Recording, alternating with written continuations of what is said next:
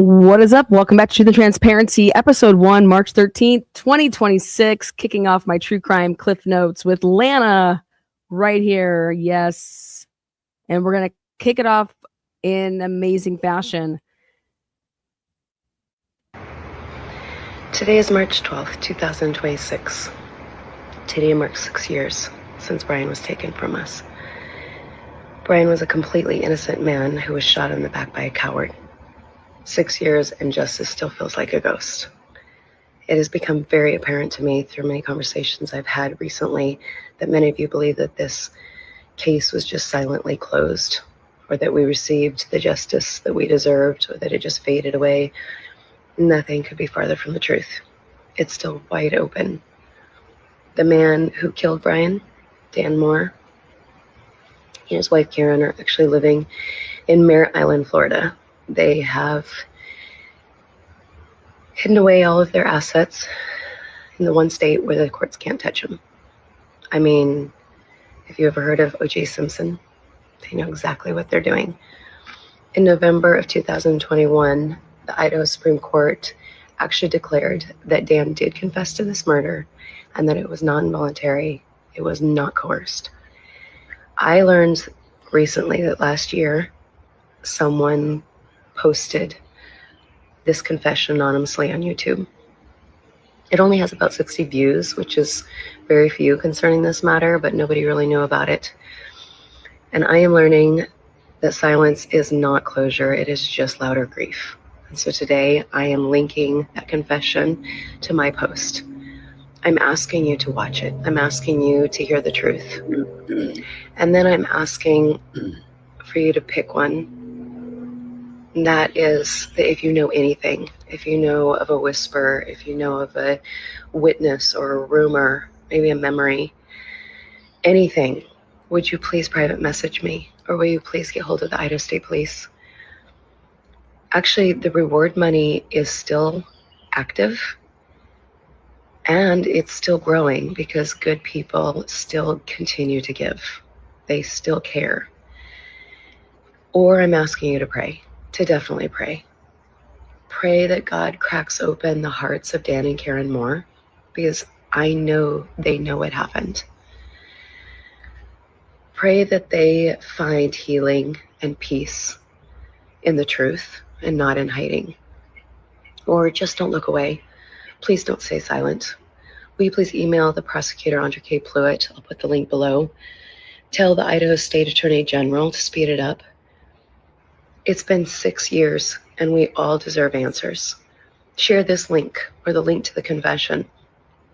Brian's life mattered. His story still matters. I have 4 children who are growing up in a world where their dad's killer still walks free. And that's not okay.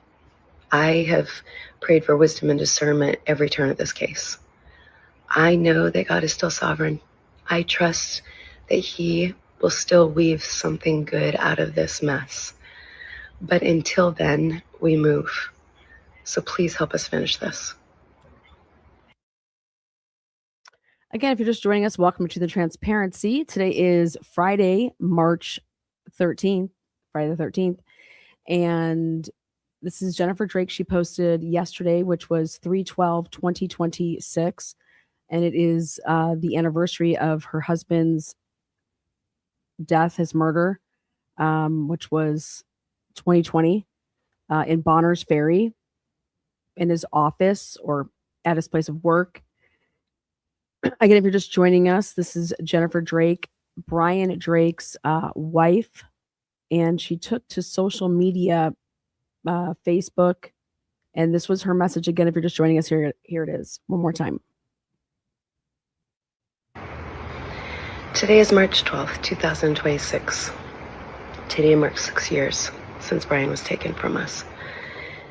Brian was a completely innocent man who was shot in the back by a coward. 6 years and justice still feels like a ghost.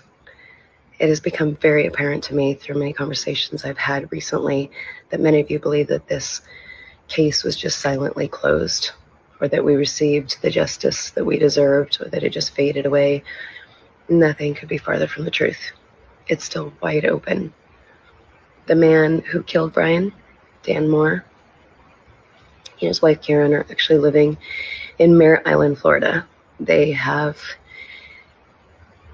hidden away all of their assets in the one state where the courts can't touch them. I mean, if you ever heard of O.J. Simpson, they know exactly what they're doing. In November of 2021, the Idaho Supreme Court actually declared that Dan did confess to this murder and that it was not involuntary, it was not coerced. I learned recently that last year, someone posted this confession anonymously on YouTube. It only has about 60 views, which is very few concerning this matter, but nobody really knew about it. And I am learning that silence is not closure, it is just louder grief. And so today I am linking that confession to my post. I'm asking you to watch it. I'm asking you to hear the truth. And then I'm asking for you to pick one. And that is that if you know anything, if you know of a whisper, if you know of a witness or a rumor, maybe a memory, anything, would you please private message me? Or will you please get hold of the Idaho State Police? Actually, the reward money is still active and it's still growing because good people still continue to give. They still care. Or I'm asking you to pray, to definitely pray. Pray that God cracks open the hearts of Dan and Karen Moore because I know they know what happened. Pray that they find healing and peace in the truth and not in hiding. Or just don't look away. Please don't stay silent. Will you please email the prosecutor, Andre K. Pluitt? I'll put the link below. Tell the Idaho State Attorney General to speed it up. It's been 6 years and we all deserve answers. Share this link or the link to the confession. Brian's life mattered. His story still matters. I have 4 children who are growing up in a world where their dad's killer still walks free. And that's not okay. I have prayed for wisdom and discernment every turn of this case. I know that God is still sovereign.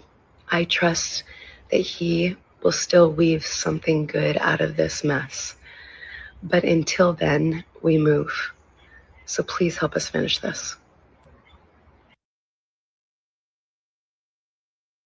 Okay. Well. Whew. That's a lot. I saw that last night. It was sent to me.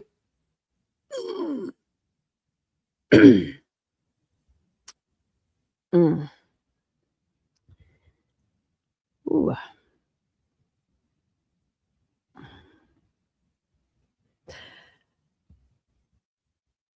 Well,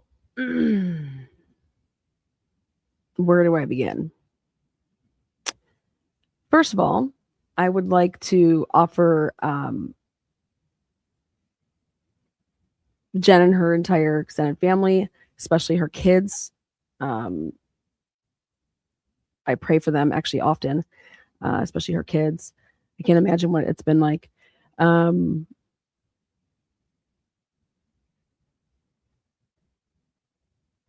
And I would love to work with Jen. Jen went and linked a channel that has a video that is 25 minutes, a video that is from her husband's discovery, her husband's supposed ongoing case, because it's not closed. I've never seen a case where a civil proceeding happens before a criminal case happens. She mentioned OJ. Have you ever heard of OJ? OJ was acquitted of murder. Okay. He had his murder trial first, and then there was a civil case afterwards. Here, back last year, there was a civil, there was supposed to be a civil trial, but Dan and Karen Moore, at the last minute default, just didn't, basically said, we're defaulting, we're not going to show up. And it's Dan and Karen Moore's story to tell why that happened. And I think that they will. Jennifer, Miss Drake, I have put out on this channel so many whispers, so many documents, interviews, timeline that shows a completely different scenario. And one that downright contradicts everything that you've ever said in this case.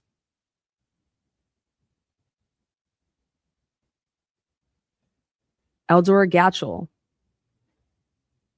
and her brother lied. It's impossible for them to have seen a white truck if they left in the Honda Pilot, because the truck comes after the Honda Pilot had left for over 1 minute and 30 seconds away from the building. You and I both know that. So how could Eldora Gatchel say that she saw a white truck and it was impeding her from leaving after Brian's appointment with her? There's only one way that you see that white truck and that you're able to tell authorities about that white truck. It's because they didn't leave in the Honda Pilot. There was a gentleman that had the appointment right before Eldora Gatchel. I interviewed him, but I also put out his interview with the police. And he said when he was leaving his appointment and leaving out of Dr. Drake's office, that a woman, Eldora, and her brother were playing the ukulele and one was recording the other. And he thought it was very strange. So both of them in the waiting room. Paul Jacobson then walks out of the waiting room to go to his truck, where then he encounters another SUV being drove by a young female that could have looked like it could have been the daughter of the woman that was in the waiting room. Well, how ironic. Eldora Gatchel went and picked up her 38-year-old niece that day from the airport. How ironic. Eldora Gatchel said that her niece stayed back and did not go to the doctor's appointment, the chiropractic appointment.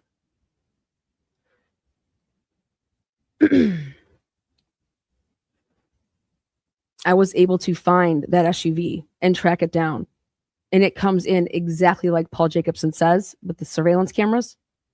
And so that means that there was 2 vehicles that Eldora Gatchel, Caleb Kakoa, her brother, and her niece had in Bonners Ferry that night, not one, which then makes sense then how they could potentially know about a white truck after the fact, because whoever drove the Pilot away wasn't Eldora or wasn't Caleb. Because that's the only way they could know about the white truck coming afterwards. Which means they were still there when your husband was shot and killed.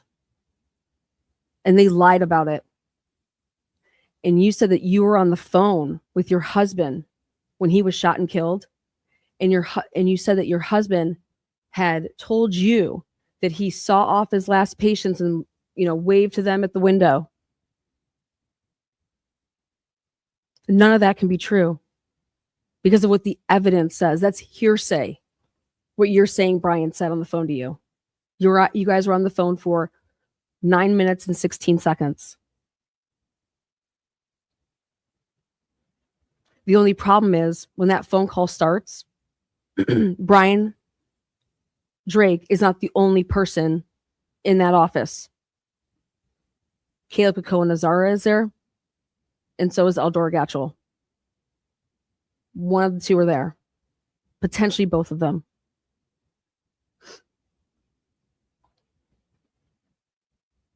In addition, I provided extensive evidence that shows that the gunshots were before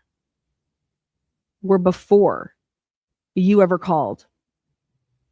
With surveillance cameras, I showed that your call with Brian was after the eyewitness, Isaac Funderburg, heard the gunshots, and he heard 2, not 1, and then saw and identified, like to a T, Caleb Kakoa Nazara running, first walking and then running from the back of your husband's office.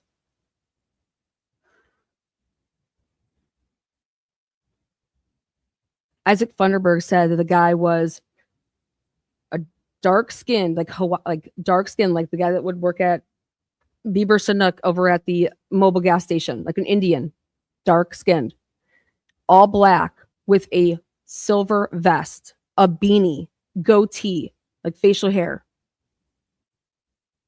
Dan Moore is 60 and white as can be. Never has facial hair in his entire life.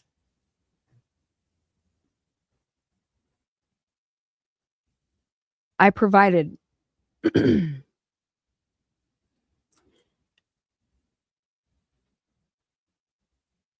evidence that you broke in to Brian Drake's cell phone the night before his murder. I found in the Cellbrite dump that you repeatedly, at least 5 times over and over, were trying to get into the cell phone of your husband by putting in a passcode. I was able to find this because your husband had a application on his phone, which was called the Hidden Eye app. And anytime that somebody would try to press a code into the phone and it was wrong, it took a picture of not only the front from the camera, but also the back.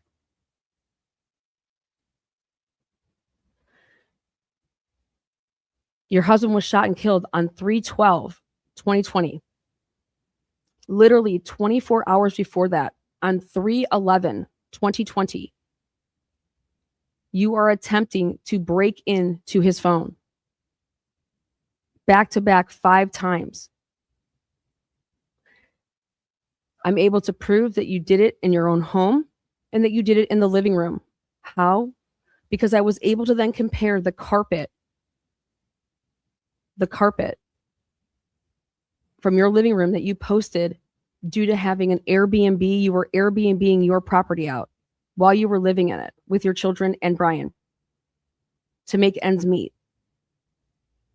You were Airbnb-ing it, and I found your Airbnb property on the internet because I followed the money, and I found that you were getting PayPals. And you lied about having what type of source of incomes you guys had. So I was able to show, here is the pictures of what the inside of their house looks like right now. And here is the pictures of what the carpet is on the opposite side of the person that was you disguised in a hat. And it actually looked like your eldest son, but it was you. This was just 24 hours before Brian Drake was murdered. You were trying to break into his cell phone. Then, when you were interviewed by the police, they ask you about Brian's cell phones. And you tell him, the officer, the trooper, Michael Van Leuven, and Gary Tolson, you tell them that Brian didn't have any passwords on his phone. It's not password protected. I could get into his phone whenever I wanted. That is an outright lie. I've caught you in hundreds of lies. But I'm willing to give you grace to think that I don't know if you are being threatened. I don't know if you have to keep this pushing because somebody is telling you to do it.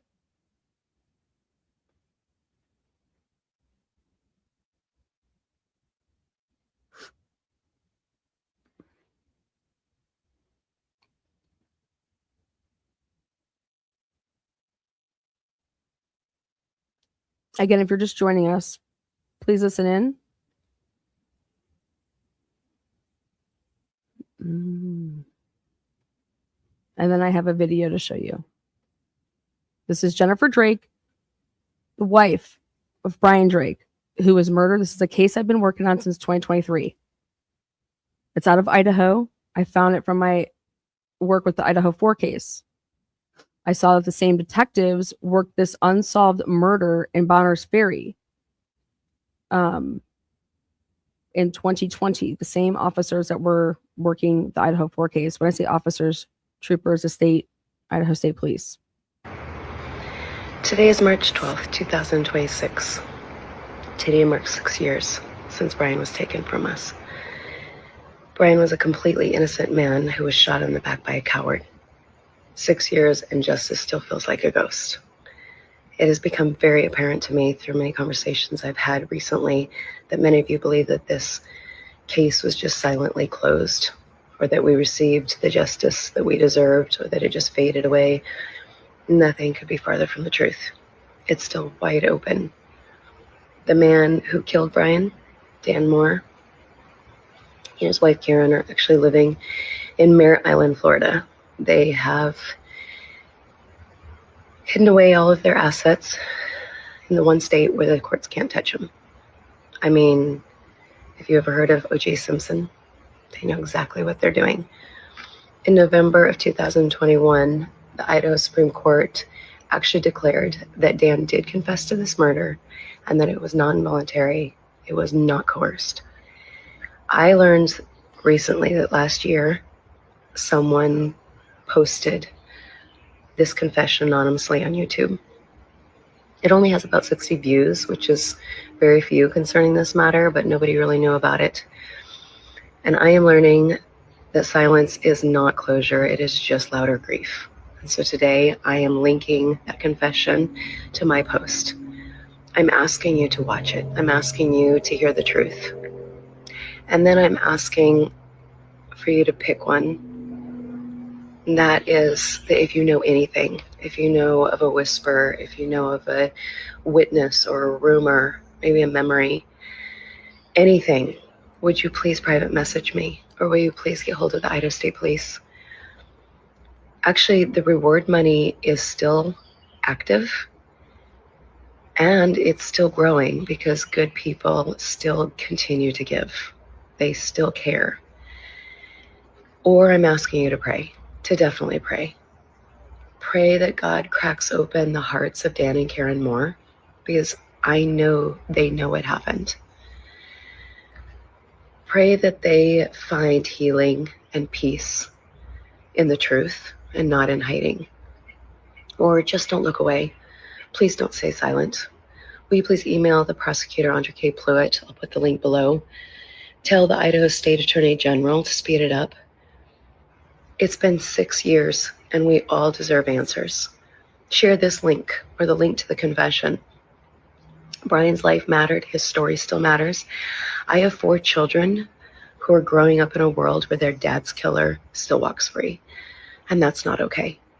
I have prayed for wisdom and discernment every turn of this case. I know that God is still sovereign. I trust that He will still weave something good out of this mess. But until then, we move. So please help us finish this. Okay. Well, it is not an anonymous channel that posted that. About 6 months ago, when I was doing a live, a commenter by the name of Truth Will Prevail was commenting to me, and it was obvious that it was Jennifer's family, Jennifer's camp, and that's the channel that posted this 28-minute video that is just a clip of this false confession. And it's like, I put everything out there in its entirety when I put out a video, as far as taking something from the material that's considered evidence in her husband's murder. How does anybody have that, Jennifer? Well, because Jennifer's lawyer and Jennifer went and did a FOIA request, and the Idaho State Police, as well as Bonners Ferry and Boundary County, they gave Jennifer the entire criminal discovery in a open unsolved murder so that she could go and litigate a civil lawsuit for the wrongful death of her husband in court. Now, I get it that Idaho is backwards as they come, and that state is the most, I mean, I'm not kidding. It's the most fucked up state I've ever covered cases in. So have you guys go find me a case where they've ever had a civil trial for a wrongful death suit. Basically everything that Karen Reed's doing right now with the O'Keefes. Think of all that happening first. And Karen Reed never even having a criminal trial. Nobody has been tried in the murder of her husband.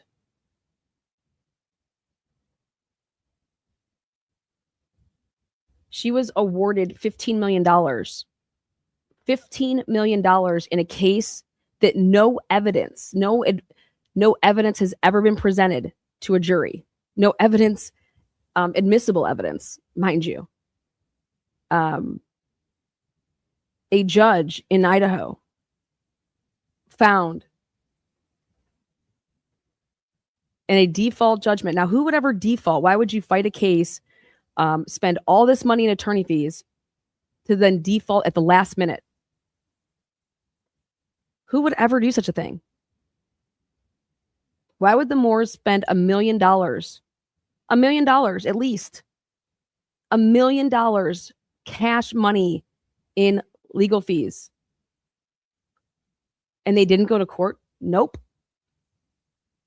Well, how? Why, Lana? Well, first of all, let's ask ourselves, how and why was there ever a civil proceeding carrying on and not continuing to be stayed until, like the judge said, Judge Buchanan said, when Dan Moore was arrested for this, Jennifer went immediately and filed a wrongful death suit immediately, like right after he was arrested. And they said that he gave a false confession after I've showed it on the channel. Anyways, they didn't, first of all, they didn't read him his rights right, but then he asked for a lawyer over and over and over, and they just continued on with interrogating. And that's why they threw it out, because it was a violation. And any way you slice and dice it, the confession gets tossed out. But the judge says, well, that's what you guys brought for probable cause to like bind him over and have a trial, you know? So what are you guys going to put forward for your probable cause? Well, they had a 19-page affidavit. 19 pages. They had a 19-page affidavit. And they had all these 19 pages, like Brian Colbert case, without that confession. Okay? So why didn't they put any of that stuff forward and say, yeah, here, we have all this? They said, no, we don't have anything. You want to know why they said that? Because those officers knew that they were up against Jill Bolton, and they knew that they had lied so bad, just like in the Brian Colbert case. And they knew, like, no, we don't have anything else. When I say that they knew that they lied, they knew that their witnesses that they went ahead and put forward and the stories that they were saying were lies. They knew that there was evidence out there. There's Brady material all over this case, and it's been buried. Dan Moore had an alibi witness. He was with the coroner at his house during the time of the crime. His alibi witness, the coroner, Mick, he did a polygraph. He passed. Why wouldn't they offer Dan a polygraph? Fucker would have probably taken it. He was just like, yeah, sitting there talking, and then ends up false confessing because they were going to blame it on his kid. So anyways, back all this up. And I'm over here just like, okay, let's go back to the drawing board here. Jennifer, let's do a documentary. 50-50. Let's do a documentary. I get 50%, you get 50%. Each episode is 60 minutes. You get 30%. You get 30 minutes of the episode, and I get 30 minutes of the episode. Each episode will walk through the chronological timeline of events. You play it out how you see it. I play it out how I see it. I have a ton of people lined up that are already on the list for me with interviews and who have no problem being in the documentary.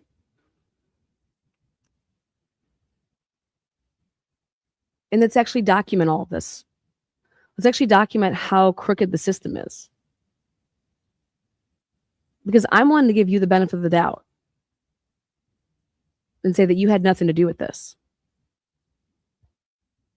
So you give me the benefit of the doubt, and I'm going to tell you that the Moores had nothing to do with this. But I think if you want a payday, I think I know what happened. And I think I know that how you can actually get paid. You can have trust accounts for your kids in Brian's name.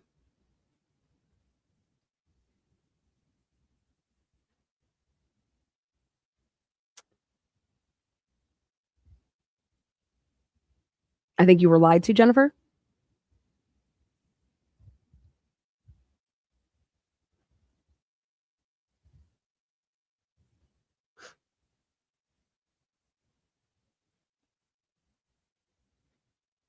But in order for me to give you the benefit of the doubt, I literally have to believe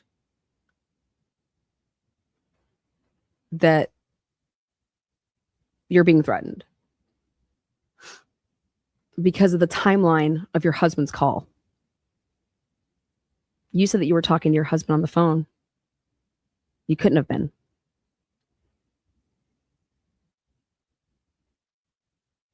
You want to know what Andra K. Pluid won't give me? I'm going to get it, though. Why don't you ask Andra K. Pluid for the 911 call logs between the hours of 6 p.m. and 7 p.m., not the 7 to 8 p.m. call logs. Ask for the 6 p.m. to 7 p.m. call logs. She denied me that. I said, I want to know every 911 call. Because guess what? The scanner went off before the time that you're saying that they're trying to say that the gunshots happened and that they're trying to say that Isaac Funderburg, the eyewitness, he called 911 way earlier. Everybody knows this. But they refused to give me the CAD logs from 6 p.m. to 7 p.m. Why do you think that is?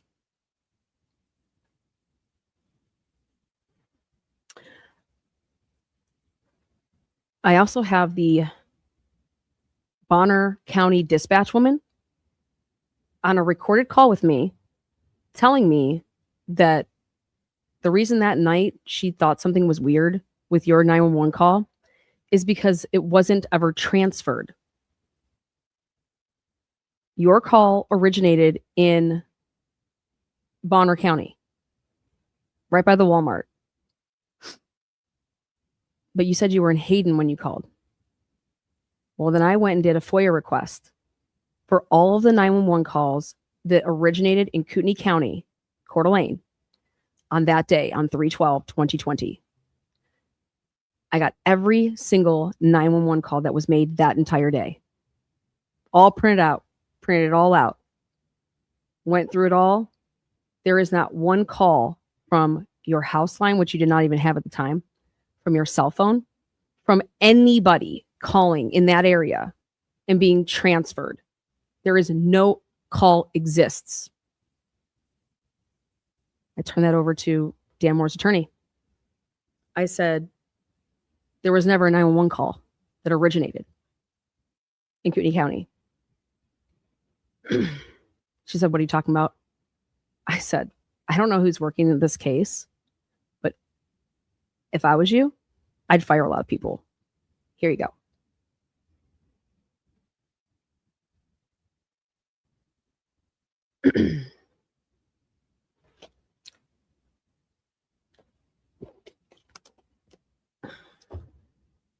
Why, if you were in Hayden, that's Kootenai County, that's like in the Idaho 4 case, that would be like somebody calling 911 at 11:56 a.m. and that call actually not going to that area, and instead it's like Lewiston area picked up. Okay. And then they'd be like, wait, where are you calling? What address?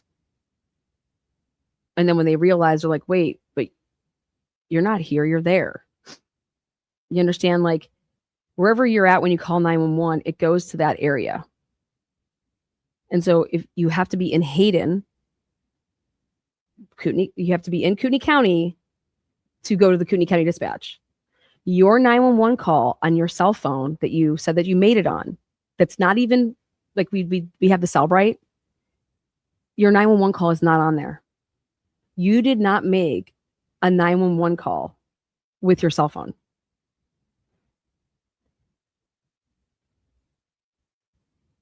I said, how the fuck is this possible? I said, it's possible if you have a SIM card and you take out your SIM card and you maybe put it in like a different phone to make the 911 call. I was like, I don't know how that works either. Does it follow the number? Does it follow that? I said,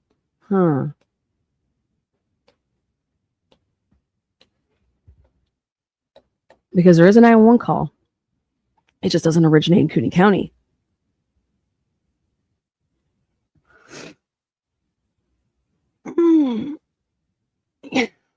And you know what else was weird? The detectives in the case for your husband's murder, they never listened to the 911 call. Lana, how do you know this? Because they went and got it. Like, your husband was killed on 3/12/2020, March 12th, 2020. Van Leuven didn't even go and get the disc to like listen to this call.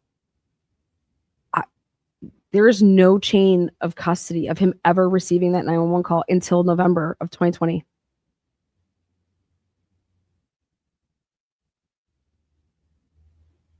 What? Yeah. When you guys attempted to put in a 911 call, when you got on the stand at the preliminary hearing, they wanted to introduce a 911 call through you. Do you want to know why that would ever be? Because there was no chain of custody. They weren't putting up a dispatcher to go lie.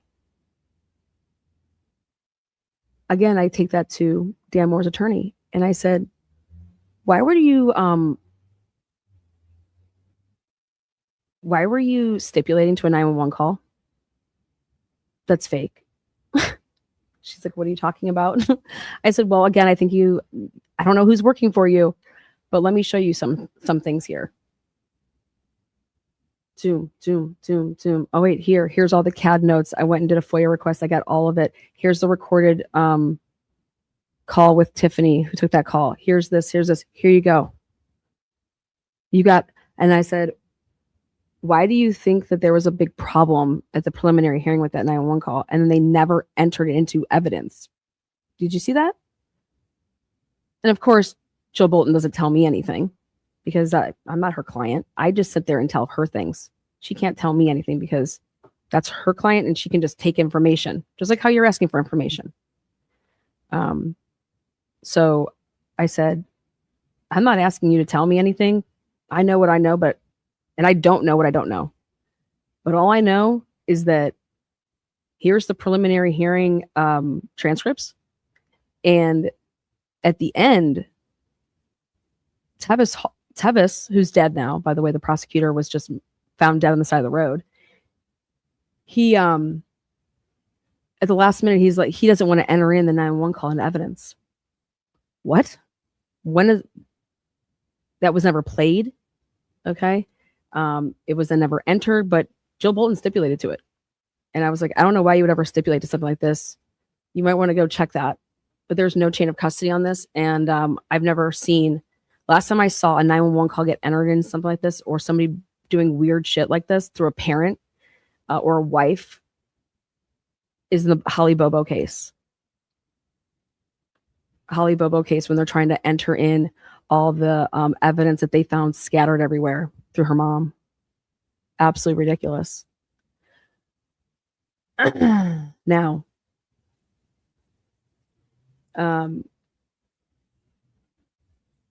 Jennifer, why did you call life insurance? I don't know, 6 to 10 times. Jennifer, you got paid $1 million by April 1st. Your husband was killed March 12th, 2020, and you were cut $1 million check. It was in your hands on April 1st, 2020. How is that possible?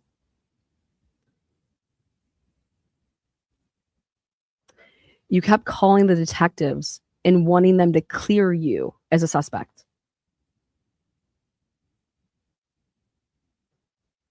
On the same day, Tolson says, we're not even to that point. Like, you called, and then Tolson's over here like, huh? Like, no, like, nobody's been clear. Like, we're just starting this. Like, we're...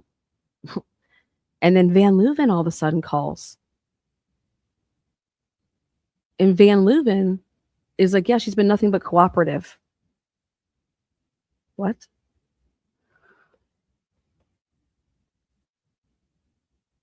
Jen, I'm here to help you. So I'm just telling you that the evidence, your husband's phones, how many phones do you think he has? Let's talk about, I'm going to play a trailer for you guys.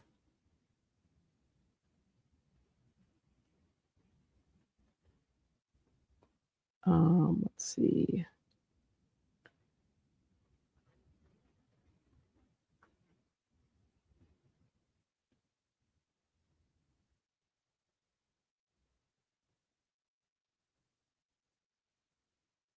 See if this works. Brian Drake was beginning his Thursday like any other Thursday in March of 2020. To be exact, March 12th of 2020. Brian lived with his wife and 4 children in Hayden, Idaho. Brian Drake on Mondays and Thursday mornings would drive out from Hayden to Bonners Ferry to see patients on Mondays and Thursdays. Brian Drake would spend the night in Bonners Ferry on Monday nights and Thursday nights, and then return the following morning. But that would not happen on March 13th, 2020, Friday morning. Brian Drake would not be returning home to Hayden to be with his family. Because Brian Drake on Thursday night, he would be taking a phone call with his wife after seeing patients around 7:15. And at the conclusion of that phone call, Brian Drake screamed out that he had been hit, that he had been shot through the window of his office in Bonners Ferry. His wife on the other line, the other side of that line, in a frantic state, screamed back out to him with no replies. She then quickly hung up the phone and called 911. Brian Drake's wife, Jennifer Drake, would never talk to her husband again. Bonners Ferry is a small community, and therefore Bonners Ferry Police Department immediately within hours brought in the Idaho State Police to help with this investigation, and in fact lead it and take it over. Idaho State Police would make over 200 interviews, interviewing people that were patients and colleagues of Dr. Drake, family, friends. This investigation would begin on March 12th, 2020 in the evening and go until August 27th, 2020, when an arrest would finally be made about 6 months later. The investigation was kept under wraps for the better part of 6 months. The community, no answers, very little updates, no press conference. It was like it was an investigation that was riding under the radar. That is with until August 27th, 2020, when Dr. Dan Moore would be called in to the Bonners Ferry Police Department to speak with Idaho State Police detectives Gary Tolson and Mike Van Leuven one last time, where they told Dr. Moore that they knew he killed Brian Drake, said it was because Brian Drake had stole patients, and that they could prove this with surveillance cameras, 18 to be exact, around the business of Brian Drake. The only problem with arresting Dr. Daniel Lee Moore was that they did so after obtaining a false confession where Dr. Daniel Lee Moore had requested at least 8 times for a lawyer before finally saying, okay, sure, yeah, I did it. Nothing about this case has settled well with TNT. And so that is why, beginning in the spring and summer of 2023, Truth and Transparency took it upon themselves to investigate who really killed Brian Drake.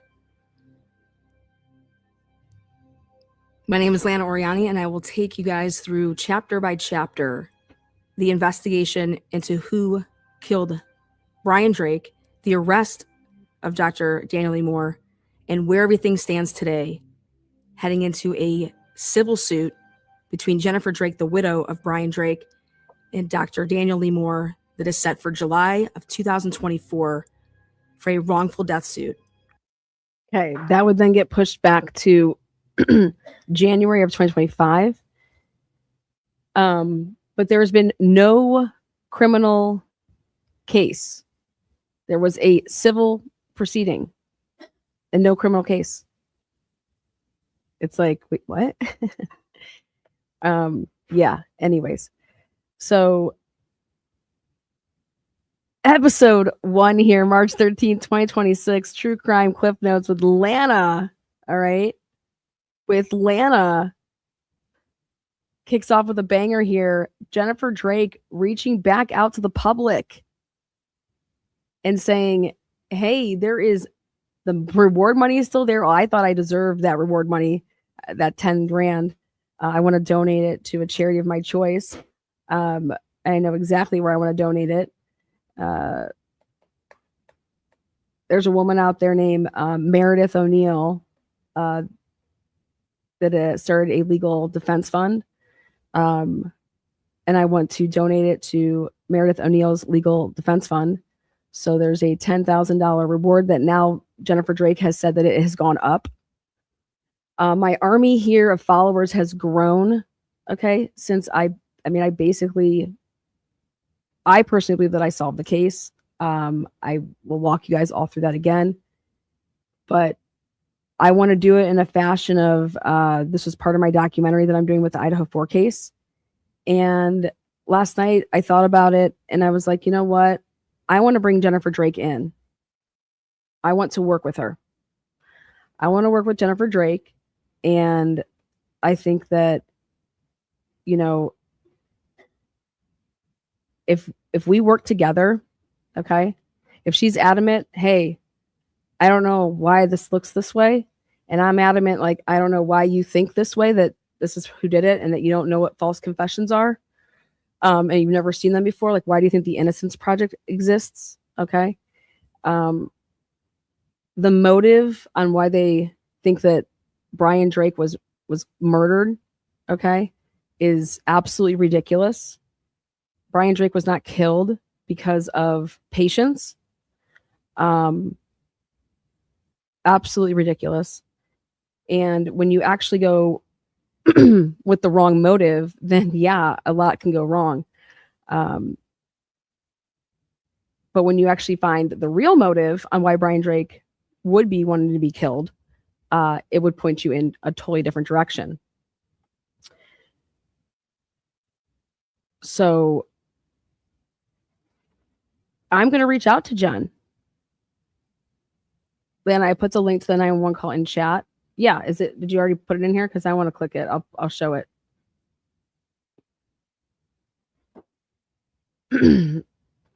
So I'm going to show also, hold on, of which Dr. Daniel Lee Moore countersued, as well as suing members of the Idaho State Police and Bonners Ferry Police Department. You guys decide. Did Dr. Daniel Lee Moore get off on a Miranda technicality? Or is Dr. Daniel Lee Moore 100% innocent and those responsible are still out there in the murder of chiropractor Brian Drake? So what opened up my mind and my eyes, okay, I think my mind's pretty open, but when the Epstein files came out, right? It like, I was laying in bed and I'm like, why didn't Jeffrey get himself like a really good chiropractor? You want those massages, right? Get yourself a really good chiropractor to, get in there, Wouldn't you want a chiropractor on staff flying around? And I want a chiropractor.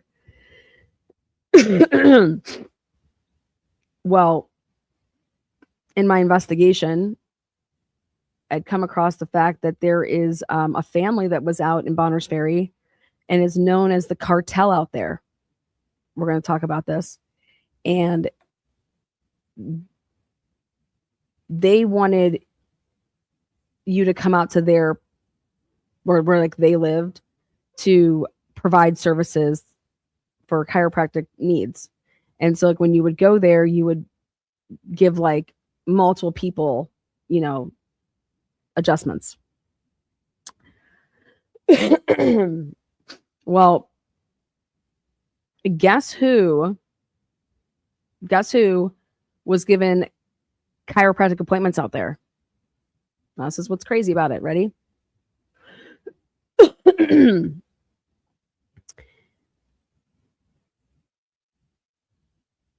Again, you got to go ask the families out there in Bonners Ferry about this, okay? And you can go and ask Caleb Watts. Caleb Watts would be out there. I was going through a bunch of material, and I came across the fact that Caleb Watts, who was a police officer / detective for the Bonners Ferry Police Department / the Boundary County Sheriff's Department, okay? Caleb Watts. And I saw that Caleb Watts went and saw Brian Drake as a patient. I'm like, oh, okay. But he only went once or twice. And then I find out that Caleb Watts is always out there at the cartel house for whatever reasons. I have no idea why, but I have more than one source that told me that they physically saw him. And I was like, that's interesting. And that prior to Brian Drake's death, that he had been going out there and giving chiropractic work to the cartels, people out there.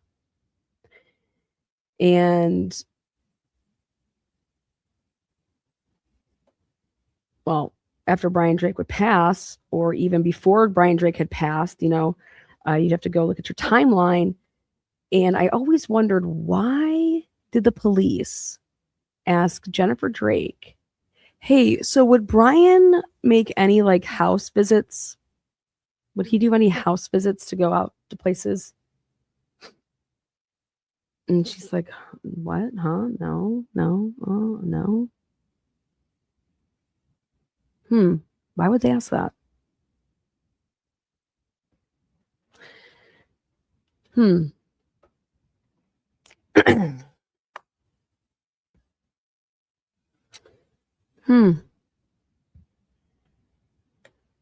Then I come to find out Dan Moore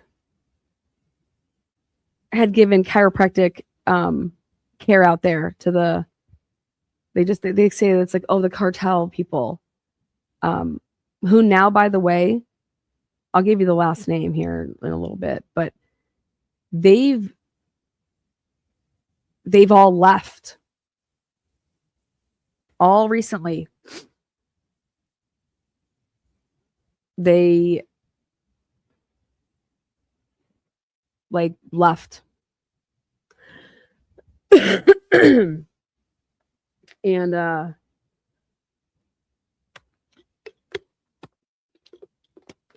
asked Dan about it. I'm like, why do they call them the cartel? Like, what? He's like, Lana, I thought they were nice people. I don't know. Like, they just, in Idaho, everybody has guns, and so they're always arming themselves. So when I would just go out there, yeah, these people had guns or whatever, but like, I just thought that they were like, they were all really nice, and it was, they asked me if I would just crack their backs and stuff. So I adjusted them. I'm like, what do you mean they just had guns? Like, what? I was like, I don't understand.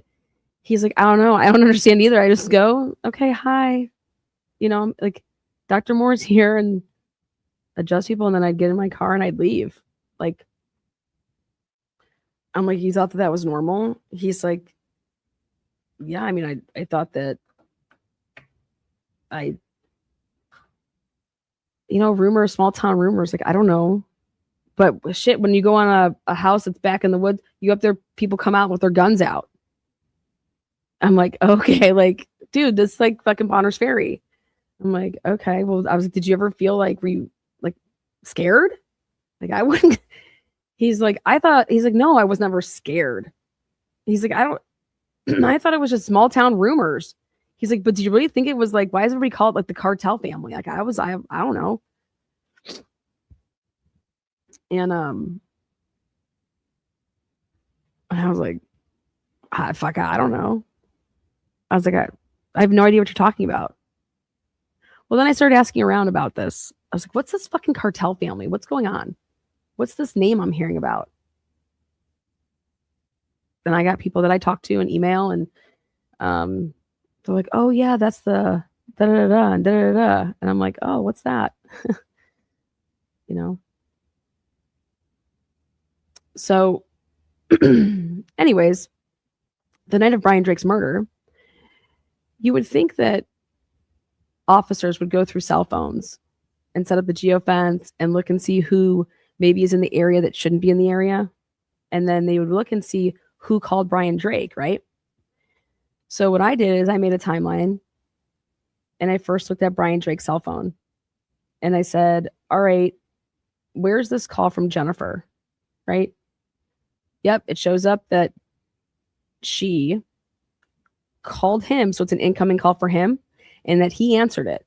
So somebody physically answered that phone. Okay. And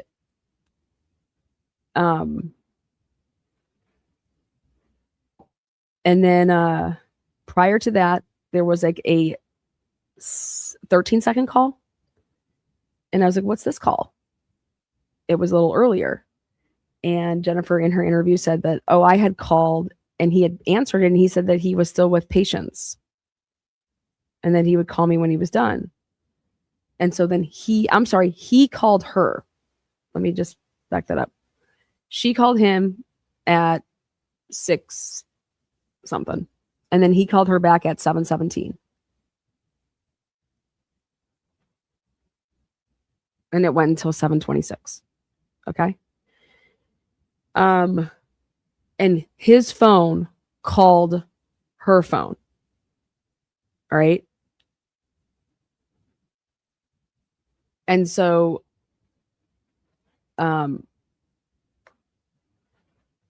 she answered it, and they had this 9-minute call. And she's like, towards the end there, like the last 15, 30 seconds, something like that. That's when he goes, oh God, what, ouch, what the heck? Oh my God, something just hit me. And she's like, what? And she's like, I thought something like fell on him from like the ceiling or something. And yeah, someone just hit me. I think someone just shot me through the window. They just shot me in the side. And then she's like, and then the phone goes blank. And then she's like, Brian, And then she's like, and then I had to like hang up so that I can like call to get help. Like, this is how she's explaining it. And so I was like, oh, what a great alibi. You're on the phone with your husband when he gets shot. Like, can't be you, right? Hey, I'm on the phone with him. So, so yeah, I have Brian's phone and I have Jennifer's phone. And then I was like, well, what happened afterwards? Because when the phone went dead, right? I continued to listen to her interview, and she's like, I called back and he wasn't answering, you know, like he has other phones, like he has a work phone. He has this. So did you try calling? You know what I mean?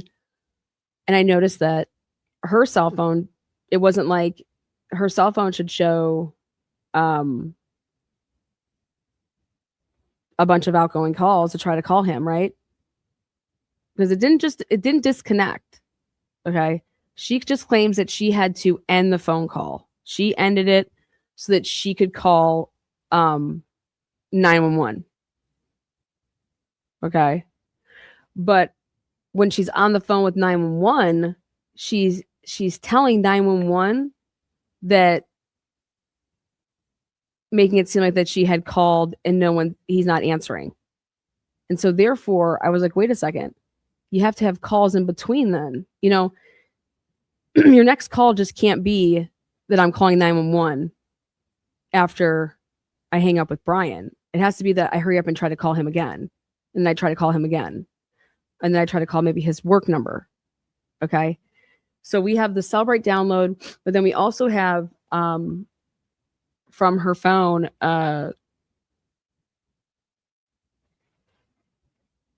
like the missed call logs, the, you know, outgoing call logs, the incoming call logs. We have all that. And I'm like, where is any of this shit at? It's not there. But it's also like, you know, oh my God, trauma. So I'm just like, but I'm like thinking to her, like, why would you just got off the phone with him and you're calling 911? And then how does he just like incapacitated just like within a couple seconds, you know? I was like, And then I got to Brian's clothing. Now, if you're a chiropractor, a couple things. You would expect your chiropractors to have, I don't know, clean hands, clean shoes, clean clothes, right? You wouldn't expect their clothes to have, I don't know, dirt all over the back, soil, leaves, vegetation. Would you expect that? You'd be like, what the fuck, Dr. Drake? Were you rolling around outside? What are you doing? So I said, what the hell is this? I said, what's all this shit on the back of his fucking sweater?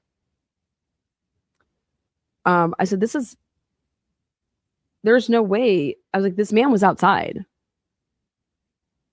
So I said, let me see the drone and let me see the pictures from outside. Sure as shit. He also had what it looked like, you know, when you have it's debris. Yeah. Debris. Yeah. You know, when you have, I don't know, a shed that it's made of wood and it's not like nice shit or like outdoor type of shit that's wood that you made, whatever, wood shed. Okay. But it's that shitty ass wood that like just like chafes all the time, you know? Anyways, sure as shit, I get these pictures and I'm like, what is this right here? I said, first of all, there's a door hanging off its hinges, basically. Okay. And it looks like somebody took somebody and put them up against and were like wrestling around and moving with this like shed door, and it knocked it off its hinges. Shitty ass wood. You like that? And and then there's like leaves all around, you know, and then there's like grass and like the soil, the vegetation, all that is all right there outside his office. But there's also this freaking shed that hinges are off. And then on his freaking sweater, he has these little shitty ass wood chips what looks like it could be, it's consistent with. And I'm like, hello, like Jesus Christ, like how, can we get any more fucking obvious? Then his toxicology comes back and he's over the legal limit for drinking. Okay. And I'm like, Eldora Gatchel coming in there with what? A bottle? Like we're just hanging out drinking. The guy. So then I see in one of the reports, they try to say that the water bottles like this that he would have laying around everywhere, that those were filled with vodka. And I'm like, how are you saying this when you didn't take any of it or test any of it and do anything like that? Okay. In fact, he had a bottle of vodka in his trunk of his or like his, SUV. So the back, whatever. Or maybe it was in the back seat and he had it in a athletic bag with a burner phone. So, and not just one, two, because they didn't find the other burner phone. So he has two burner phones, a work phone and his personal cell phone. And I'm like, where are all these fucking phones? Like, where is all the downloads for this shit? I actually found the fourth one. Nobody even knew it existed. And I found a report and I was like, you guys, this is separate. I was like, and why is this going to the border people? Why are they looking at this? Why isn't this staying consistent? I was like, you guys have discovery all over the place. I was like, what the hell's going on here? I said, what happened after Brian was killed? What was going on in the news? Any drug busts? What the fuck's going on? And then what happened after Dan's arrest? What happened? Because I come into this case in 2023 and I was like, what happened? Oh, a fucking $1 million fucking drug bust right in Bonners Ferry. I said, excuse me? I said, let's pull up everything we can on that. And between Brian Drake getting killed and Dan getting arrested, there was another shooting where some guy shot another kid. It was over drugs.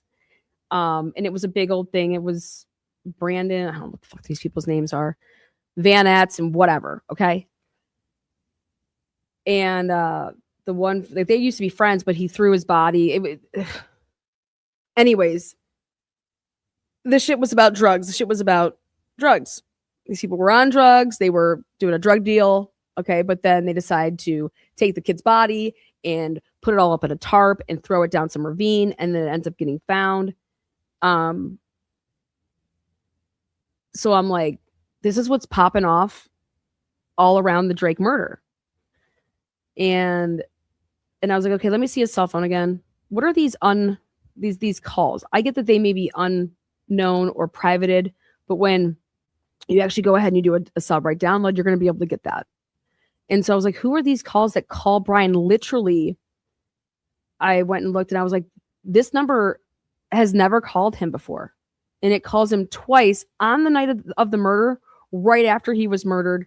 And what it looks like to me is, when you lose your phone and you can't find it and you got to call it and you got to call it. Well, then I went ahead and looked at what Jennifer Drake claimed that happened here when she called the police. She calls the police. She says that she gets transferred all these times and then she's finally able to talk to whoever. I get the body cam for all of that. And so I've put out the body cam. I'll put it all out again of them walking around trying to find Brian Drake. And I'm like, what are these people doing? And what I realized is the body-worn camera, okay? The body-worn camera of the officers is all off an hour, or what seems to be off an hour, okay? And I'm like, holy shit, none of this is off an hour. This all happened earlier. It's like, wait, what, Lana? Yeah, I finally put it all together here just like 2 months ago. The body-worn camera is all showing that this crime happened an hour before it would show that it's on the call log. And I'm like, this isn't possible, right? I was like, I get that it was daylight savings, but that was like days ago. So guess what I do? I was like, fuck this. I'm going to ask for body-worn camera on a day prior to the murder, but in between when it was daylight savings and the murder. And then we're going to see if it messed with the time, if the time had already been changed. And people are telling me, they're like, because I've asked a ton of like cops, hey, what's it? And then I'm just like, I'll talk to Motorola here. Like, what's the deal? What's going on with these body cams? If daylight savings was on the Thursday, because it was like the 12th was the murder, which is a Thursday. Daylight savings was on that Saturday, going into that Sunday, the previous, like just like what, 4 or 5 days before that. And guess what they fucking did? Here you go, Jennifer. Here's another hint. Okay, ready? They denied me my FOIA request to get body-worn camera between the time of the changing of the date or the time for daylight savings and the murder. So take that, go get why are you blocking that request? I said, any case, I don't care, any body cam. I need to check and see if your body cams were adjusted yet. Okay.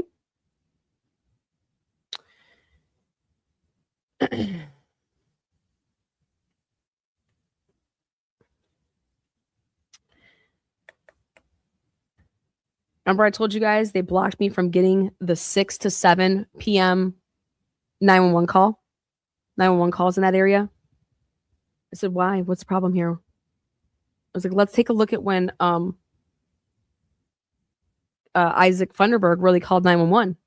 So then I go over and I say, I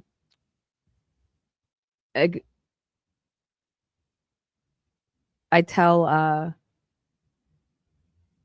my channel, but I also tell, I think, I don't know if it was the Moors or if I also told Joe Bolton, I said, where's Isaac Funderburg's cell phone records? Because you need to go look at his cell phone records. Are they in the discovery? Because I don't believe that they are, and you might need to go get those because I think they're going to show you that Isaac Funderburg called 911 at a completely different time than what they're trying to say. Or he called twice. I talked to Isaac Funderburg. Me and Isaac Funderburg are like this. Woo! Like this. I talked to his baby mama. I talked to Paul Jacobson. I went ahead and called all these people because it's like, hey, I'm covering a story. I called people that were friends with Brian. Hey, Brian, I called his family. Hey, try to email anybody and everybody. Hey, I'm trying to, do you not want to know what happened to your best friend, your kid, your coworker, whoever, whoever he is to you? Like, what's going on here? Everybody was like, did you talk to Jennifer? Does Jennifer know that you're doing this? I'm like, excuse me, what? I didn't realize that Jennifer is fucking gatekeeper here. But yeah, I have no problem. I would love to work with Jennifer. What's the problem here? We're trying to, I was like, yeah, she asked for my help. She did? Yeah. When she came out and did a public plea of people, you're asking for help. So I thought I was compiling stuff because I believe that Jennifer Drake had nothing to do with this. Who would ever go out and ask for the public to help and do all of this stuff, right? If you're involved. I was like, that's some nerve, right? I said, or if you're a really, really good manipulative, narcissistic person, maybe you know. I was like, it's one or the other. You have nothing to do with this. You really want help, or you're absolutely batshit crazy. And I'm like, I don't care. I love batshit crazy people. Like, let's go. It'll be a great documentary. Like, we'll sell a ton. I mean, me and Jennifer Drake together on a 10-part series. Are you kidding me? I would love to work with her. Even if she killed her husband, I don't care. That's on her. Okay. But like, let's do this. Right? I mean, can you just imagine me and Jennifer Drake driving around fucking Bonner's Ferry together? Okay, we would definitely have a driver because I don't think I would trust her driving. She might take us off the cliff. Okay. Let's be real. Be real. Who knows? Maybe we'll come out and I'll realize maybe she's going to show me some stuff. Maybe she has all this stuff that it's like, wow, Dan really did it, And if he did it, he should go to fucking prison. Whoever did this should go to prison, right? I'm just saying right now, everything that I'm uncovering, how did the investigation leave Jennifer Drake? How did the investigation leave Brian's lifestyle? Because ready for this? There was a number that was calling him back to back. Well, guess whose number that was? That was a known little middle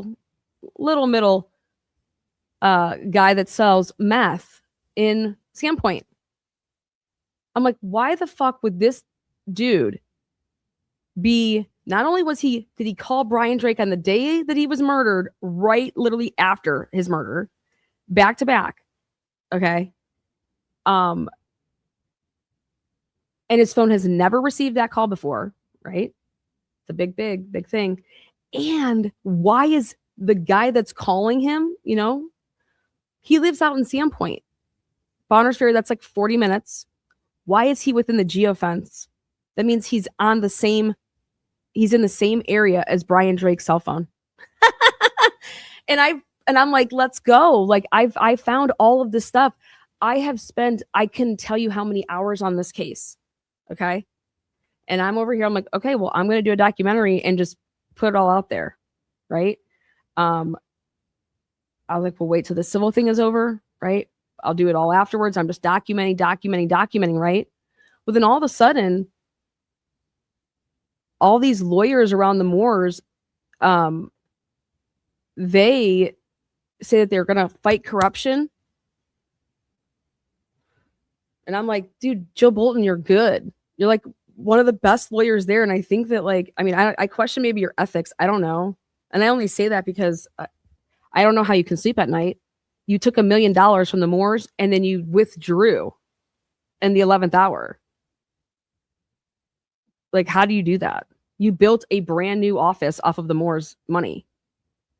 And I think actually what you did was violating of professional codes of conduct. Then when you did this, you were supposed to still work with them to give everything over to these new pieces of shit attorneys who wanted $200,000 cash to go to trial. They got $200,000 cash to go to trial. So Jill Bolton ends in like May, and Jennifer's team's like jumping up and down because Jill Bolton was going to wax him. And it's like, oh yeah, we'll let her out. Yeah. Cause you have to do like the whole withdrawal. And I told the Moors, I said, fight that shit. I said, I would not let her out. Well, here they didn't know how to do anything because Jill went ahead and just did this. It's all the fuckerage of this whole thing. Jill was so greedy that she lifted the stay in the first place. How did we even get to a civil case? There's supposed to be a stay until something happens in the criminal case. You want me to tell you how?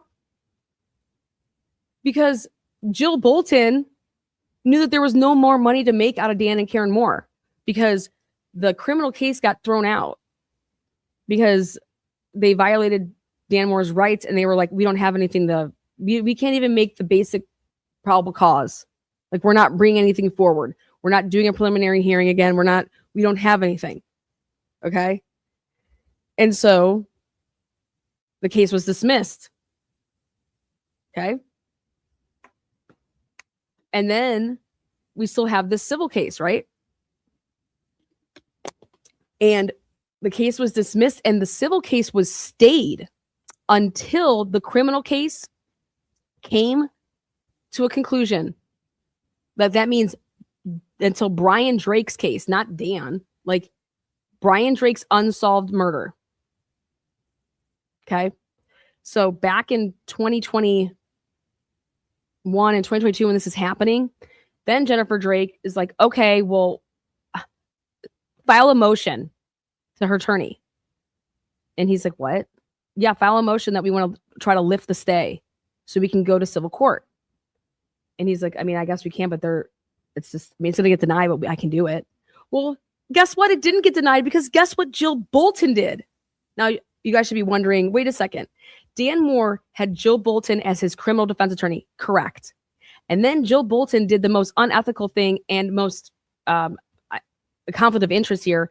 She took Dan Moron and Karen Moron as her civil clients, as well as Dan Moore's criminal defense attorney. What? Those are competing interests if I've ever heard. That should have never happened. Okay? And she knew better. And so what happens here is Jill Bolton receives the motion and tells the Moores, you guys are going to have to deal with this eventually. Like this whole civil case is you're going to eventually have to deal with it. Let's just get it over with. What? What are you talking about? Let's just get it. We're not going to eventually have to deal with any of this. What are you talking about? No, we have a stay, Judge Buchanan. So here's Jill talks them into this. And not only does she talk them into going and lifting the stay, but prior to that, when Jennifer Drake had filed against them, guess what Jill Bolton did? This was back in 2020, when she filed this, this wrongful death suit in November of 2020. Jill Bolton, she's supposed to be so busy with this criminal case because it's still going on. Like your client hasn't been dismissed. None of that happens until 2021. And so she takes him on as a civil client in 2020. And guess what she does? She files an answer and she countersues fucking Jennifer Drake. What? And this is how she did it. She told the Moores, man. Like, hey, she, what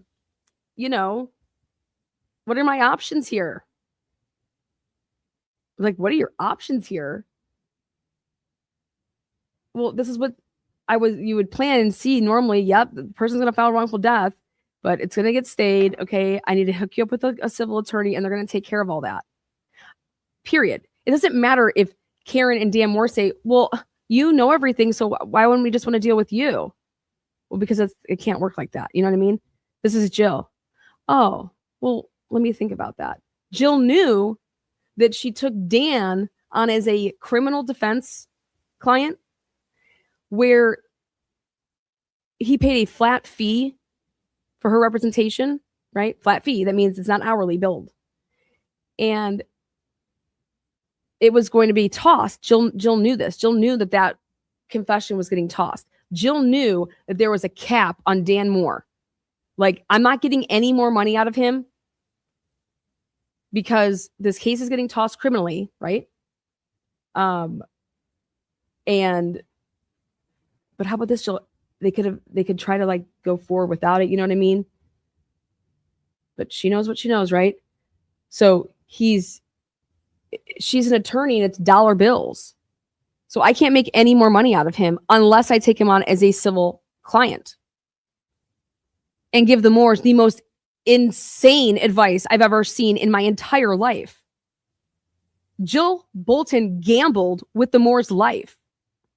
And I'm going to show you guys. That's part of this huge documentary because I'm exposing the entire piece of the corruption, which includes all sides, defense attorneys, prosecutors, plaintiff attorneys, obviously the criminal justice system, obviously the policing and the investigation stuff, and how it's a complete circle jerk fuck me. Okay? And something needs to change here. Something needs to change in the process of being able to expose lawyers. You want to know why? Because you can't expose lawyers without a lawyer. So who's ever going to team up and say, yeah, I want to take on a lawyer? Because that's like an unwritten rule. You don't do that. That's a no-no. Well, you know what? I'm going to make it my mission here in the next 2 years to change that. It's almost like you should have like a guardian ad litem for these fucking attorneys. Okay. But so here we are, the Moores in 2021 or 2020 rather, Jennifer Drake files this wrongful death suit.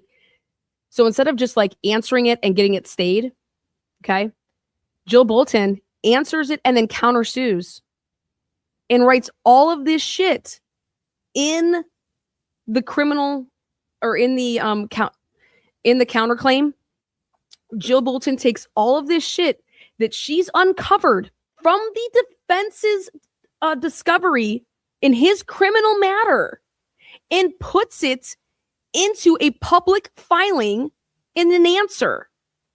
Dan Moore has no idea any of this shit because that's client attorney privilege. Whatever you talk about with your attorney, okay, is client attorney privilege.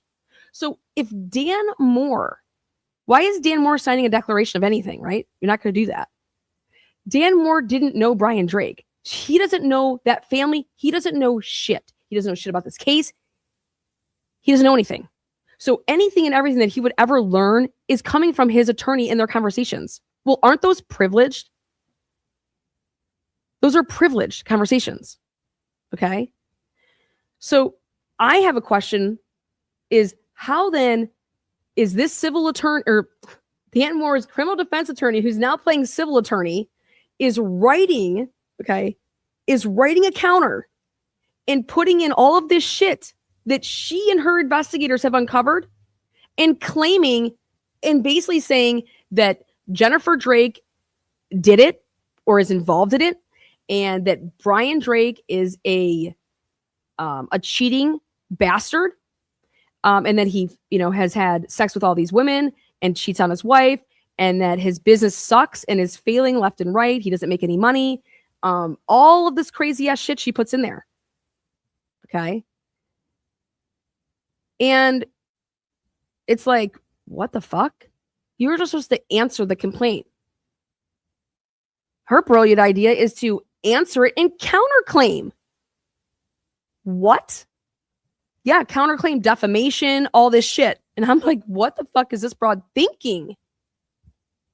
I'm not even a lawyer, and I know that you'd be really putting Dan in the hot seat there. Well, why would that be, Lana?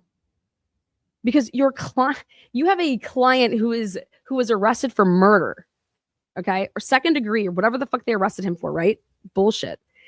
And if you're counterclaiming, you're speaking on behalf of who?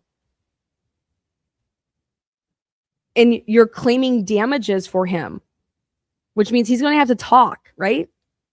And how she explained this to her clients is,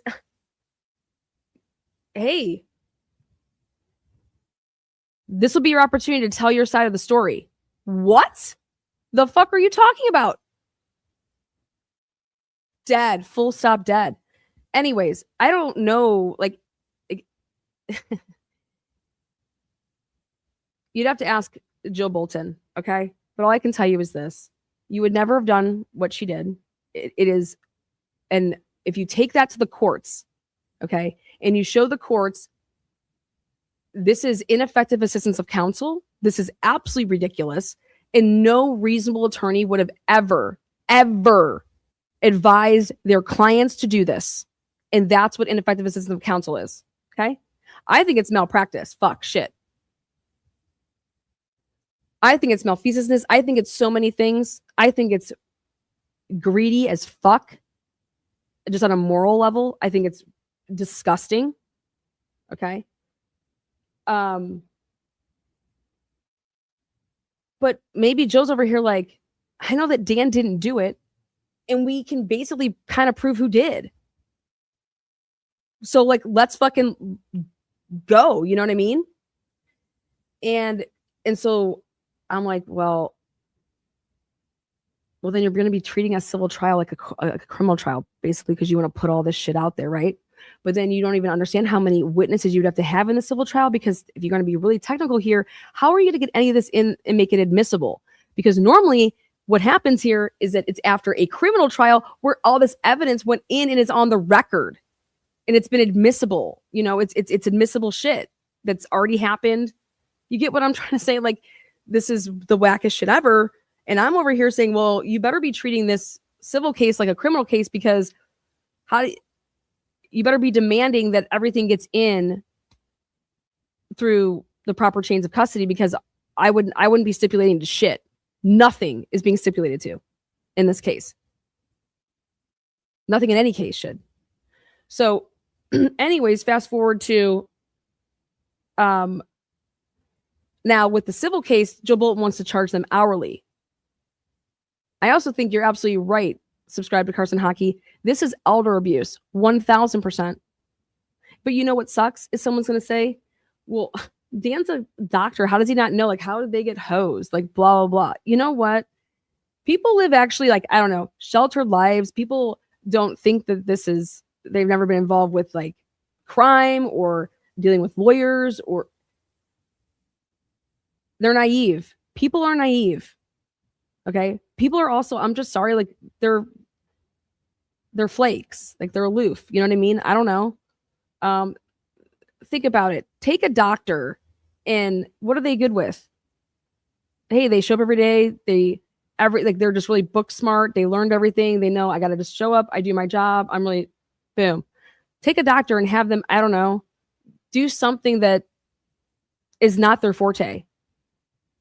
Talk to them about something and you're just like, wow, how can you be so, but that's just how the world is. Something that comes just so naturally to you might not come naturally to somebody else. But, and if you're just like a good person, you're just like, hey, I've always taken care of people. I'm a simple person, just going to work, providing for my family, coming back, going on vacations once a year, going on like weekend ski trips, stuff like that. Just, not like, oh, we're getting boats and hoes and acting like fucking crazy. Like, woo, drugs or no. Nope. So, fast forward to the stay. So Judge Buchanan says, yep. And that civil case is stayed. Dan's criminal case got tossed and the civil case is stayed. So it's like, okay, awesome. Well, until Jennifer Drake says, well, file that motion and try to lift the stay. And her attorney's like, okay, I can do that, but it's just going to get denied. Well, nope. Because here's Joe Bolton. I'm going to she does she files it and she says a no objection to it. And it's like, wait, what? Which means we're going to have this civil case.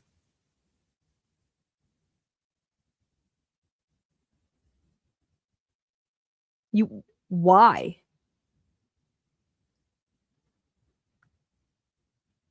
Who wins in this? The attorneys, because there is no money. Like, do you know how much, expensive, like, so did you sit down your clients, Jill, and say, hey, this is going to cost you, okay, $1 million to fight? Did you tell them that? It's going to cost you more than that. It's going to cost you, probably like 1.5.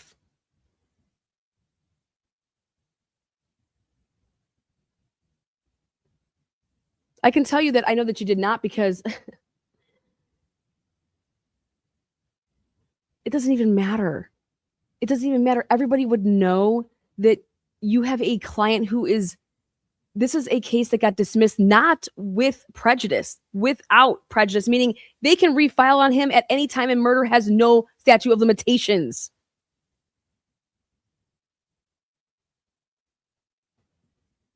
What, Lana? Yeah. And so, like, here's your client. This is your defendant. This is your client. This is my defense. I'm his criminal attorney, but I'm also their civil attorney. That is a conflict of interest, because it's the only reason that you lifted the stay was to make money. That was not in the best interest of Dan Moore, as you're his criminal defense attorney. What the fuck is going on here?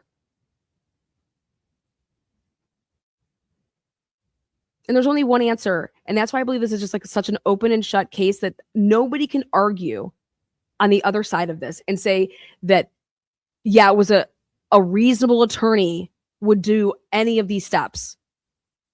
No, what you can prove is that the only person that benefited here was the attorney, and you can prove it by the numbers. She made a fucking killing and then left after making, and like, she wants them to sell fucking condos and shit. to pay her. What? Why would I, if I'm going to give everything away and not have any money, here, give it all to you, and I'm going to go forward and then do what exactly?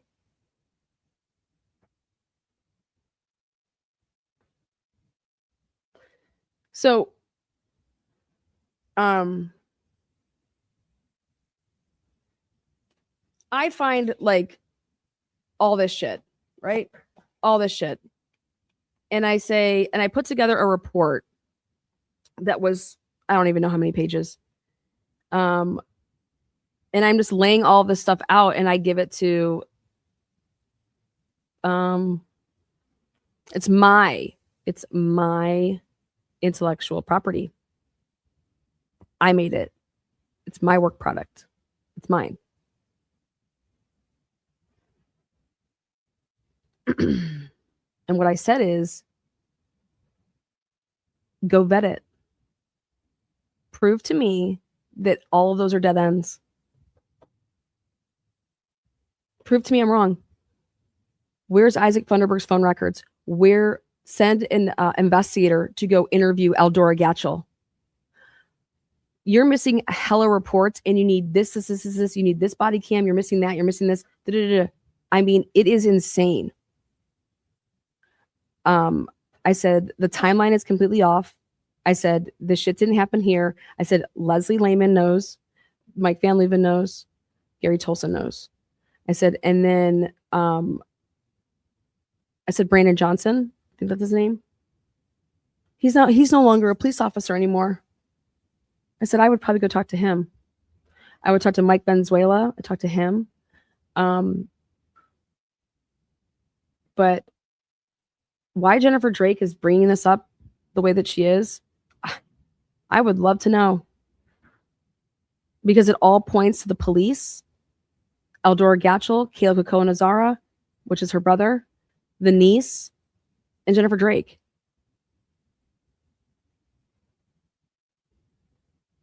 It all points to earlier.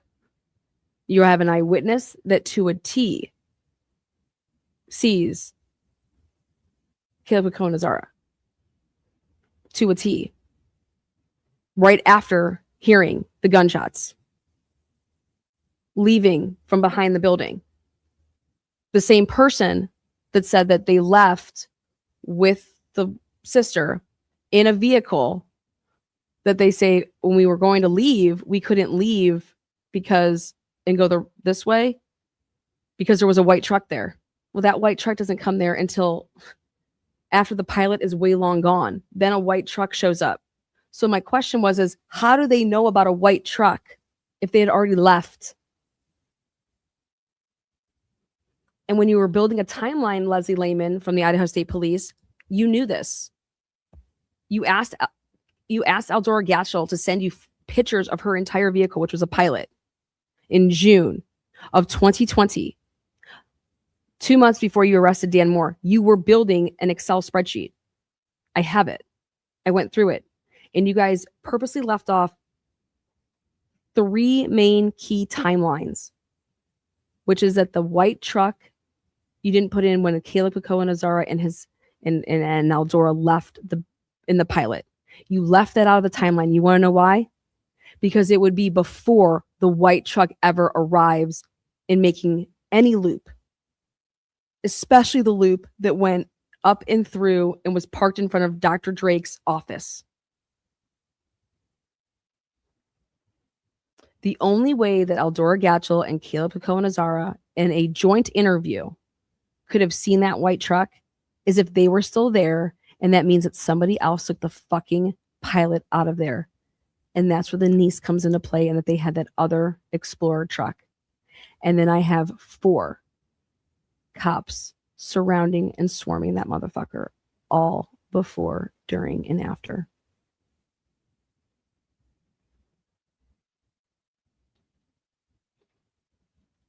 I have Jennifer Drake receiving a phone call from, why would Jennifer Drake receive a phone call from the sheriff's office line? Jennifer Drake said in an interview that the reason that they called her was to let her know that the medics were with him. Okay. And the sheriff wants to know what Brian Drake's phone number is. And I said, wait, what? That cannot be what the phone call was about, because we timed up where the medics were at that time, and we timed up the phone call. And guess what? The medics weren't with Brian Drake. They're staged still. So, again, who was calling you from the landline at the sheriff's office? Was it Mac? Detective Mac? I think it was. Because guess what? He and Caleb, that's what they were doing all day, right before your husband was shot. You should go check it out. You should go check out what Bobby Goad was doing before your husband was shot. You should go check out what was going on at the glass shop over there and your husband's office and what they were doing over there, back behind there.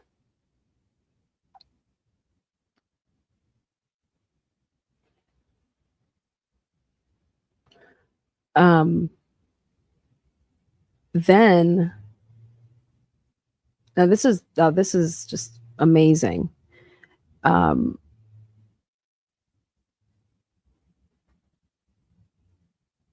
Your son had called and texted your husband and said, I love you in one text. And then, I love you, Papa. Brenner did. And the text was sent from your son's phone to Brian's phone. And Brian supposedly is laying on the ground. He's already dead. And they were back-to-back texts. It was like, I love you. And then Papa was the second one. And it was just back-to-back at 8:16 and, 8:17 or something like that. 8:15 and 8:16, 8:16, 8:17, whatever. So let me tell you how this works. How it should read when you take somebody's cell phone and you download it through Cellbrite. When you get to that report back, Brian was dead. That phone was supposedly never opened. It was just there on the ground. And then when they're going to package it all up, it would have been put into, airplane mode or in a Faraday bag. And then you have to there's ways that you're supposed to take care of the evidence that you collect. Well, when they, downloaded Brian's phone, the reports come back, and I noticed that Brian's last read text message, okay, it should show, read, and then it should start being unread at a certain time, and I noticed that he had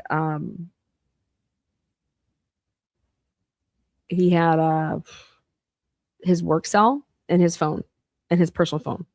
And his work cell was right there on the, right there with him. Okay. And his work cell is when people are texting to make appointments and calling that. But mostly he would do a lot of texting with appointments. So, hey, can you fit me in tomorrow? And you text somebody back and be like, yeah, I have something at 2. Is that work?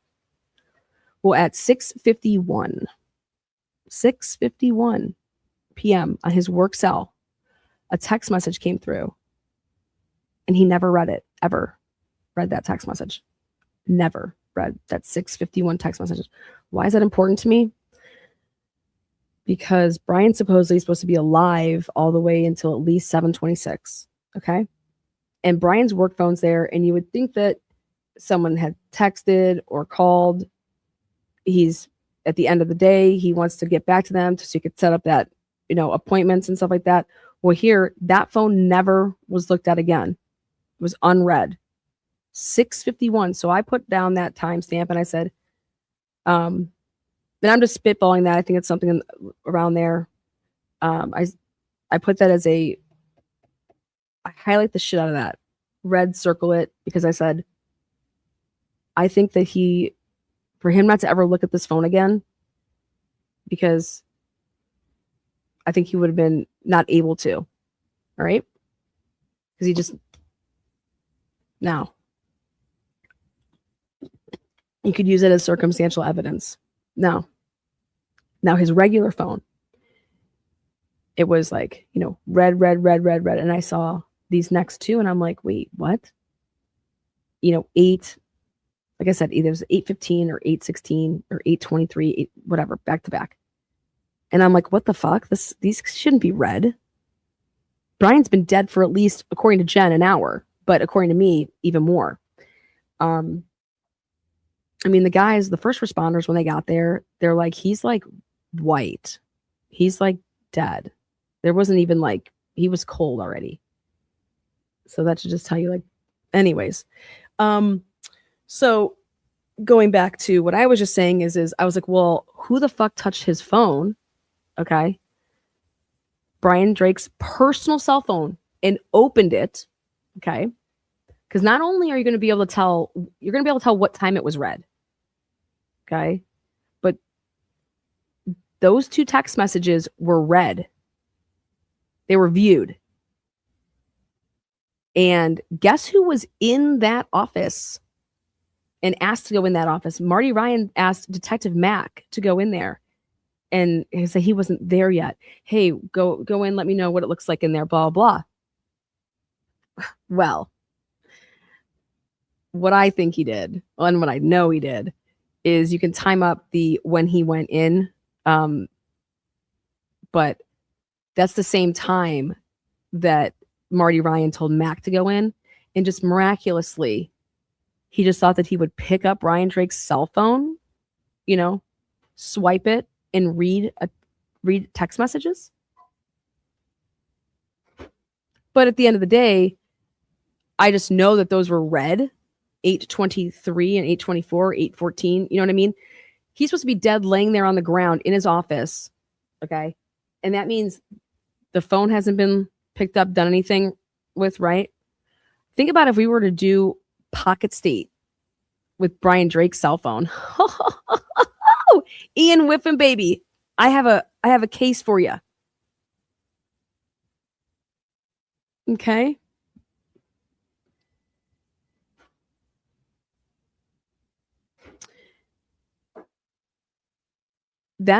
Those text messages from his son should have never been read. They should have been downloaded, and what it would show is unread, with his last text, whenever his last text was. That tells you that things have been tampered with, okay? So I'm over here saying, I don't want you, Jill, or whatever attorney wants to take this on. I'm not over here being a conspiracy theorist. I'm blowing up the state's entire case. I'm telling you that this phone was tampered with because it's got read messages after he's been dead for at least an hour, according to Jennifer Drake. Okay. Who opened up and got into his cell phone and was reading shit? You're supposed to be downloading that, so it should have shown up that it was not read ever. Then we also can prove that the phone was not put in airplane mode after it left the office when the ISP people got it. It's in the possession of Mike Van Leuven and Gary Tolson. It is literally, Jennifer Drake is monitoring it with Life 360, and she's over here screenshotting. She's over here screenshotting all of the movements of the phone of Brian Drake. So then it goes into her phone, and we now have that. And she was asked if she had looked up her Life 360 at any point in time, between the murder and meeting with the investigators. No, I haven't even checked. I haven't even looked. That was her answer. You should have been saying, yes, of course I checked. And of course I went back. And what doesn't make sense is that his phone was moving after he was dead. You know what I mean? That's what you would say. And I took screenshots of it because I don't trust any of you people. Right? No, she says, no, I haven't even looked at it. Well, I have proof that you did, and you actually took screenshots of when you looked at it, because I think you were wondering what the hell's going on, right? But here, these detectives did not secure any of this evidence. Okay?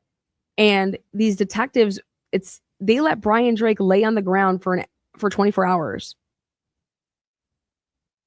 They just watched the house. They just watched this office, and Idaho State Police let him lay on the ground. He was dead inside that home or the office at, well, we'll just give it to Jen here at 7:25 p.m.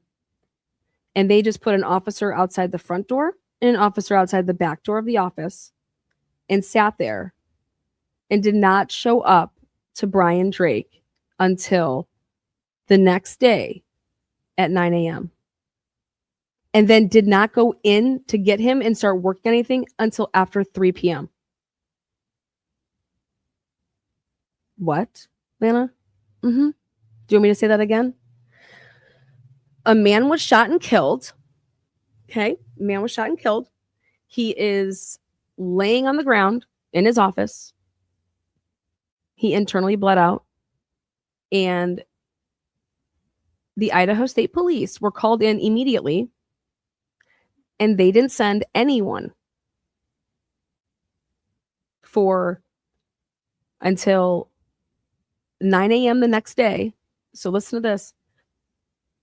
Bonners Ferry and Boundary County sheriffs had free reign of that whole entire fucking place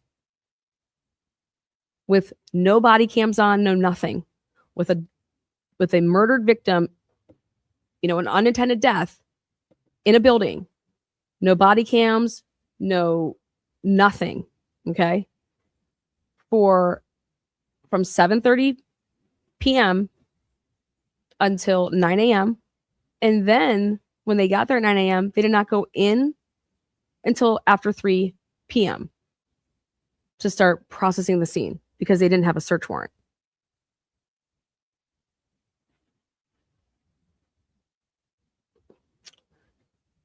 And then they processed the scene and they left within 3 hours. Something like that. They didn't dust. They didn't do shit. And then they came back like a week later and tried to dust. And then they didn't take samples. Like they left the stool in his office. And when I saw, that's what got me onto this case. When I saw who was involved in this case, Mike Van Leuven and Detective Gary Tolson. And when I saw that Ann Taylor basically called Detective Tolson out in a written work, asking to see his training records, wanting to know why he didn't take any notes and he goes and attends an autopsy, 4 of them. When I saw that there was the same names involved, I said, oh my God, these are the people that are actually doing work in the Idaho 4 case. They're either incompetent or they're corrupt or they're both, because it's that bad. It's that bad.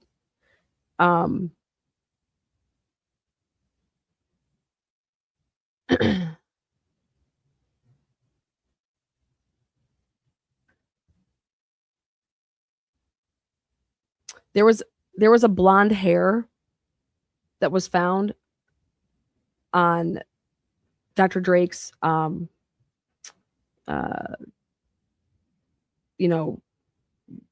whatever you want to call it, his bench, that wasn't even taken into evidence. A blonde hair. What? He had water bottles, they said, all over the place that they want to say had vodka in them. They didn't take any of them and test them. They didn't they didn't measure if they're saying that he was sitting in his stool that was up against the window and that he got shot in the back through the blinds being closed. Somebody shot him through the window, through the blinds, and hit him because he was sitting on a stool that was right there at his desk. Okay. They didn't take the stool into evidence. They didn't measure the height of the stool, see how tall it was off the ground, to actually put a reenactment to see, okay, well, how tall is Dr. Drake sitting up with his torso? Where was he actually shot? And to see if any of this is even plausible versus that it was just that shot was a decoy.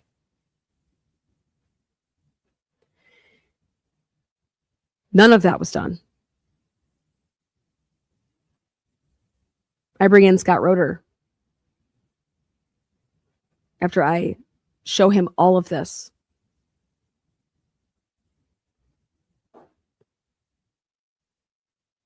And say that I think it's impossible for Drake to have the injury where it's located and be sitting on that stool. We go and we buy all of this products, like $1,000 worth of shit. My firecracker, this is for your birthday. Ha! I love you and all the damn hard work you do to bring justice to all these cases that you are working on nonstop. You are so appreciated, admired, and I have so much respect for you. Happy birthday. Oh, wah-ha. Black Cat and Jam, $1,999.99. Woohoo! Thank you so much. Thank you so much. So I thought about it long and hard, guys, and I wanted to wrap this up so it's only a 2-hour episode. I want to help Jennifer. Jennifer, I want to help you because these cops, like, something's amiss, something's wrong, okay? Your husband deserved way better of an investigation, regardless on who killed your husband. We have to be able to agree on that. You have to be able to see that, wow, how did you treat him like this? I don't care if COVID was happening. Like, COVID, these are first responders, okay? They did not rush to him. I have proof. They didn't do anything that they said that they did to help your husband. They did not do any of the right things in an investigation to preserve evidence that you could then use if you believe in your conviction here that, hey, it's Dan and Karen, blah, blah, blah, right? Their incompetence is not allowing you to have justice. Because we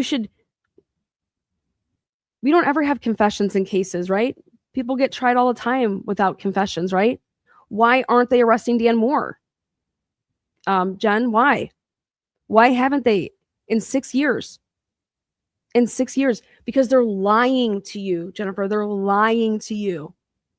There's never been a case that I've ever heard where a civil case has ever happened and then the criminal case comes afterwards. Never, ever. Please go find me that. I want to see that. And so I want to do a documentary with you. I want to start over. I want to start over. It's 2026. Happy New Year. I saw that. Jeez.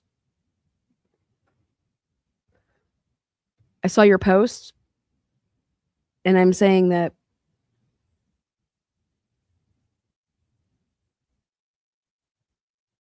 something's wrong. Something doesn't make sense here.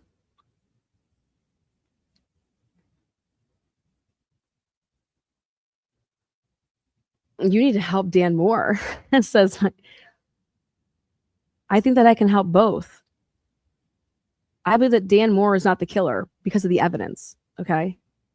And I think that Jennifer Drake has gotten hosed this whole time by people that have been close to her.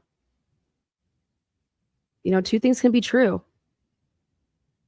You know, maybe they, I don't know, maybe they had a recording of your husband saying a bunch of things. Jennifer, I'm willing to figure this out with you. Because the police haven't done anything for you. The Idaho State Police, the Bonners Ferry Police, the sheriff, nobody has done anything for you.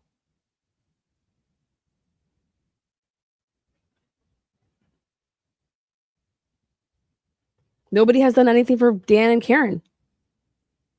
All they've done is take everybody's money. All they've done is prolong stuff and make it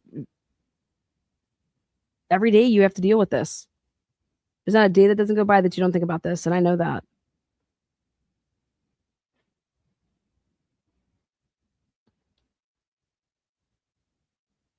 So I saw that you hashtag Dateline. Dateline. I know that you're cool with Shane Bishop. Shane Bishop is on the hot seat with Dateline, though. Okay, maybe Shane Bishop can work with us. He can do your 30 minutes, and I'll have my 30 minutes per episode. But Shane Bishop is in the hot seat with Dateline for the Idaho 4 leak. Okay. Look at Monkey says you need help.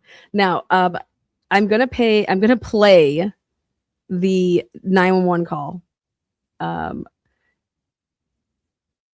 Carson, send that link to me. When I go to click on it, it doesn't work like that. So I need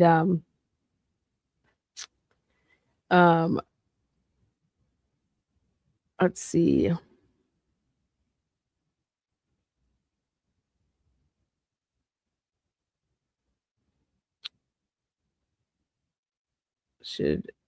You should call her, Lana. Yeah, I'm going to call her. I'm just going to email her or like DM her or whatever and say, hey, I'm willing to help you. Because something is amiss. You know what I mean? I'm going to play the 911 call though. Carson, check your messages. Can you put the link there? Because when I go to click on it, it's not working. There needs to be legit consequences for these attorneys and their co-conspirators or nothing will change. Yeah, it's absolutely ridiculous. So I just, when I saw that, and then I saw, dude, the Truth Prevail channel, that's Jen. I know that's you. Okay, you're the only person that has that. Please put out the video in its entirety, though. Those 28 minutes, that's not accurate. Okay. That's not, Dan Moore didn't walk in there and that's where it starts. Okay. I have no idea why you're putting only the 28 minutes up. If you're going to be, TMZ news. Can I have a sip of that?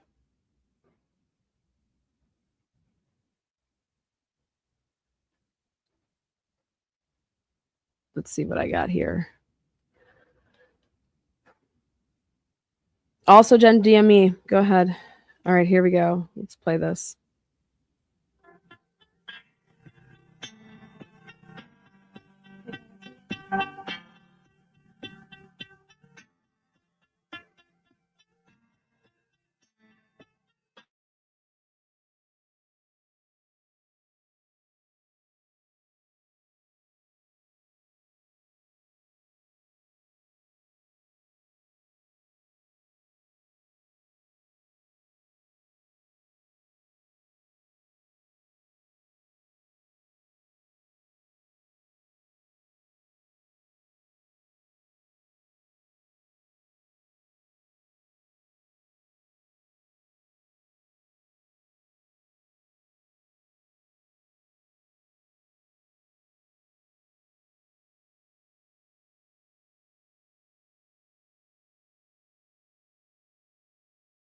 Okay, here we go. I'm going to play this. Thanks there.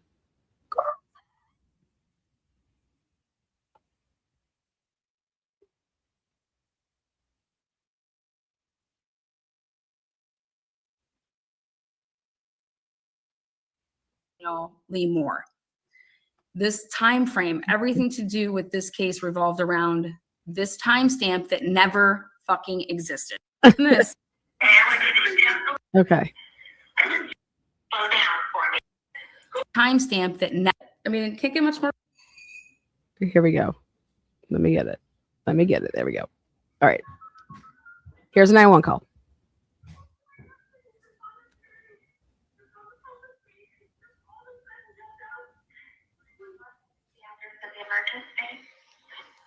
Oh my goodness, somebody please go to my husband. He's in Bonner's Ferry. He was on the phone with me and he just all of a sudden yelled out and said he thought he got shot, and then all of a sudden the phone went dead. Okay, ma'am, I had a hard time understanding you, so can you take a deep breath and slow down for me? I couldn't understand what you said. Okay, I need somebody to get up to this address at 68 11 South Main Street in Bonners Ferry, Idaho. I was just on the phone with my husband, and all of a sudden he yelled and said, ow, ow, and then all of a sudden he goes, I think somebody just shot through the window into my side. And then all of a sudden, the phone dropped, and it went dead. It was answered. Boundary County? Yes, it's in Boundary County. It's down 11 South Main Street. Hold on just a moment, okay? Hold on just a moment. And I'm going to put you through to Bonner County, okay? I want you to step the line, don't hang up, and you can just explain that the emergency is at that location in Bonner Ferry. Down the line. Down the line. Hello? Down the line. 911, what is the address of the emergency? Oh, it's 6811 South Main Street.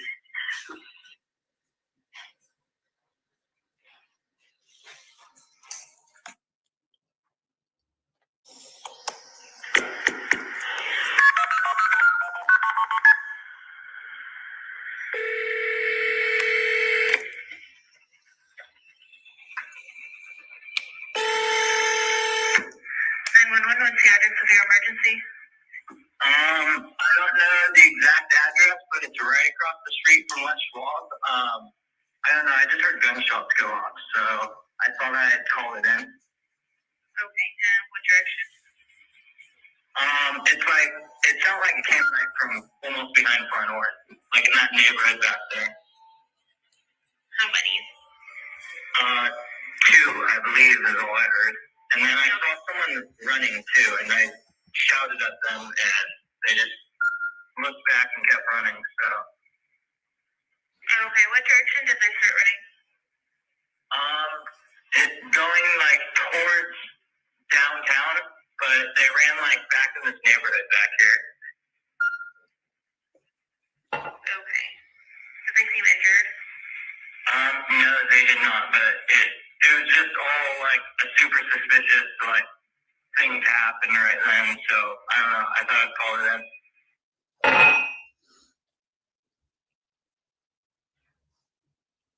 Okay, I've got some more here. I'm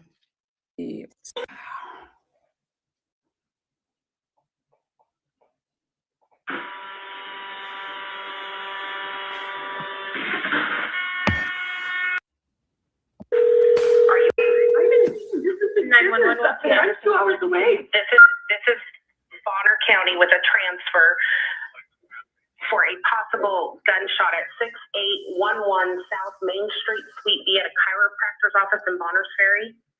Okay. Okay. And the caller is calling from 512-626-3618. Yes.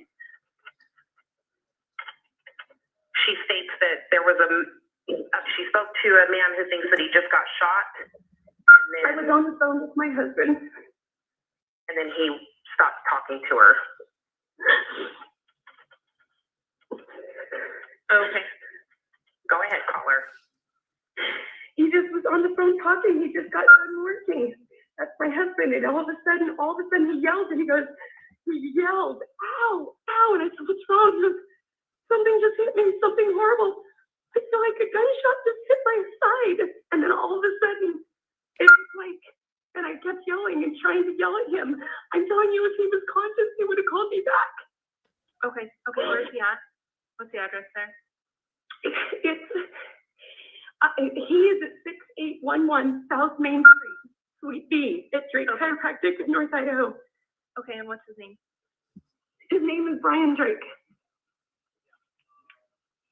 I am his wife. Okay, and what's your name? What is your name, ma'am? Jennifer. Jennifer? Okay, Jennifer. I am going to send people up there right now to check on him, okay? What? I'm going to send people up there right now, okay? Thank you. Do you guys call me back? Of course. Is this a good phone number to reach you at the 512-626-3618? Yes. Yes, Okay. Please call me as soon as possible. Okay, I will, Jennifer. Okay, thank you. Thank you. Bye-bye. Okay, bye-bye.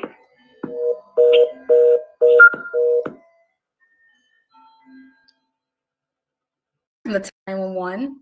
Okay. And that's just on the phone. Boundary County. Yes, it's in Boundary County. It's down 11 South Main Street. Hold on just a moment, okay?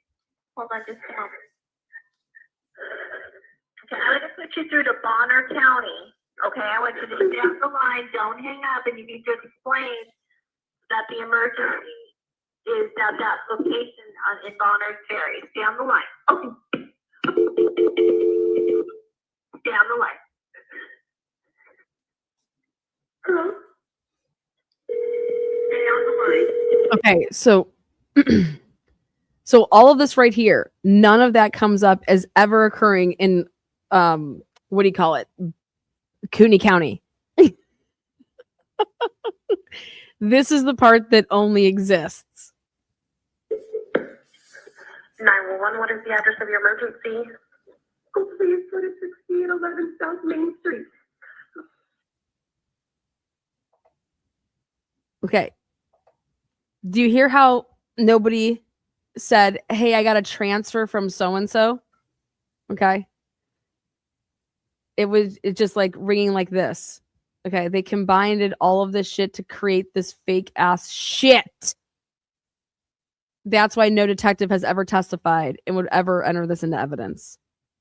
Because this is just where it truly begins. Because this woman who actually works there, Tiffany, told me, she's like, that call wasn't a transfer. She's like, it came to us because she was in that locate by Walmart, which is at least 45 minutes from where Jennifer says that she's at. And which is halfway between her, where she lives, and Bonner's Ferry. And so it was like, I think somebody tipped her off and let her know, like, hey, we just got a phone call in here. You're going to need a call because somebody called in the gunshots. Like, why didn't you call yet?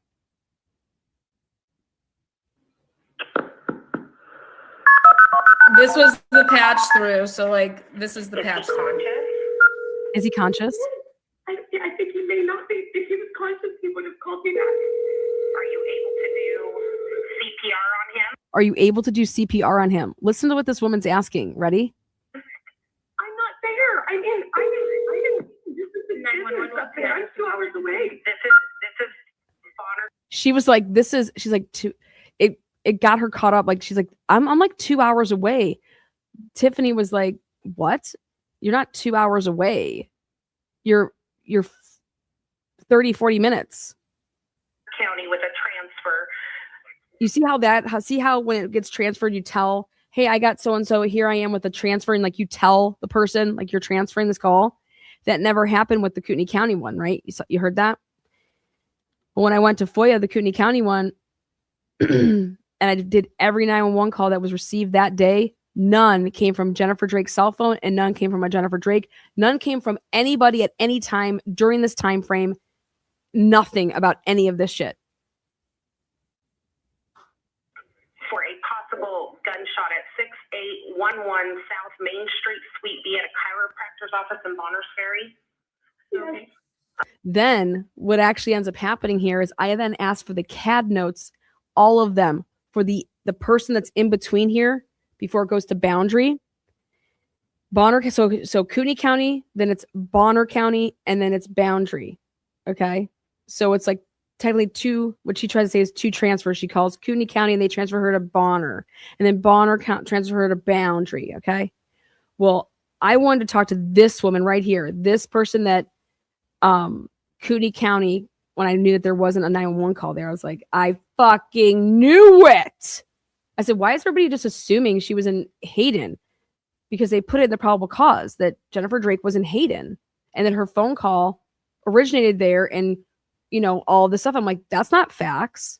Those aren't facts and evidence. Get the fuck out of here. I was like, this is wild to me. This is in the probable cause. Like, this is a Frank's hearing. Like, I'm over here just making my personal list to provide, you know? Like, this is wild. Anyways,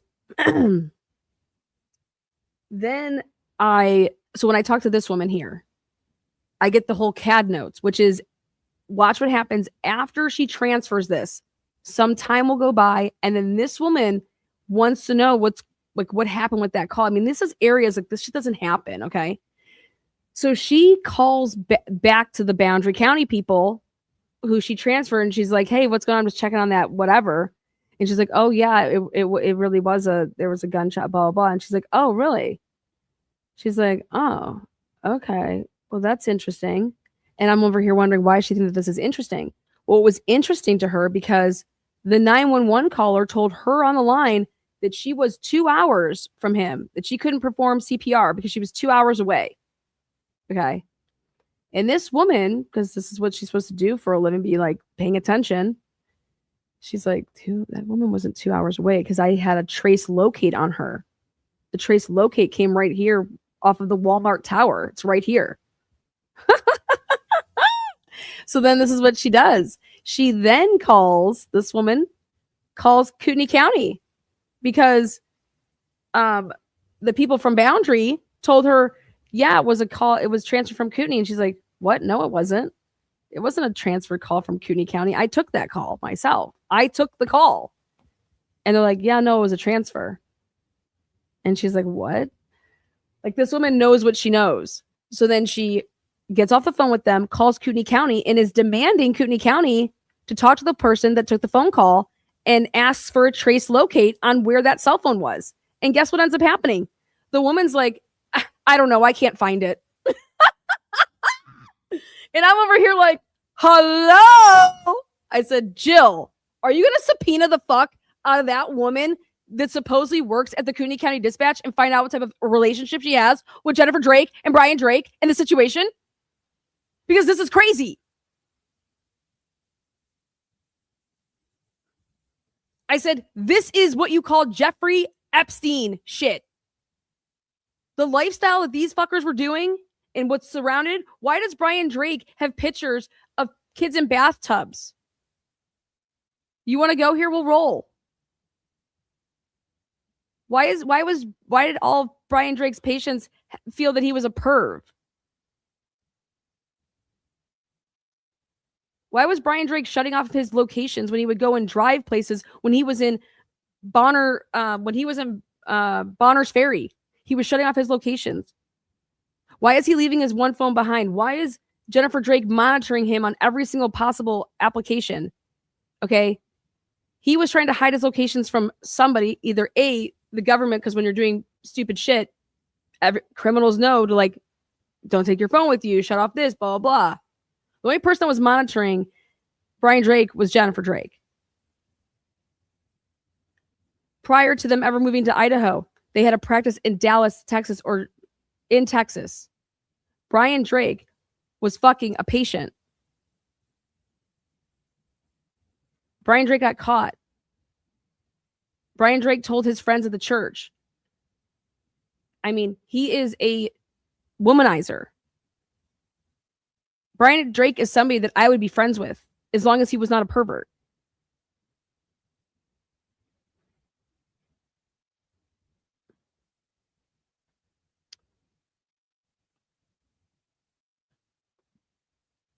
Okay.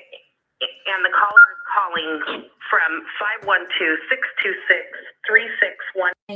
512-626-3611. They have the trace locate on the call. They repeat her phone number, which is her cell phone number that does belong to her, is consistent with Miss Oriani's investigation from TNT, not consistent remotely with ISP detectives who had the Cellbrite, who had this that showed what fucking time she called.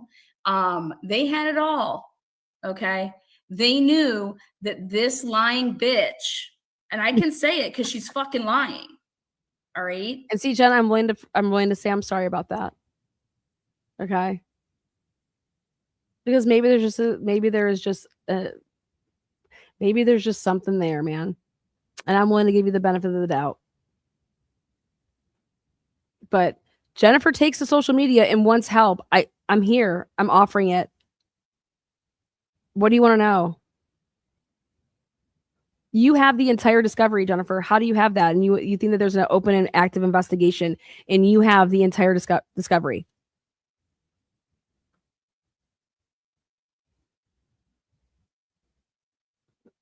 There's kiddie porn attached to your IP address, Jennifer. There's child porn attached to your IP address. What are we going to do about that? Your husband had a folded sock in his pants during the autopsy. What are we going to do about that? Eldora Gatchel video recorded your husband 5 minutes before he was murdered. And she recorded her brother too. And if she would have never done that, I would have never been able to corroborate Isaac Funderburg's eyewitness statements, because she recorded Caleb wearing the outfit that he was wearing. And it matches to a T. Any jury that fucking hears this, okay? And I begged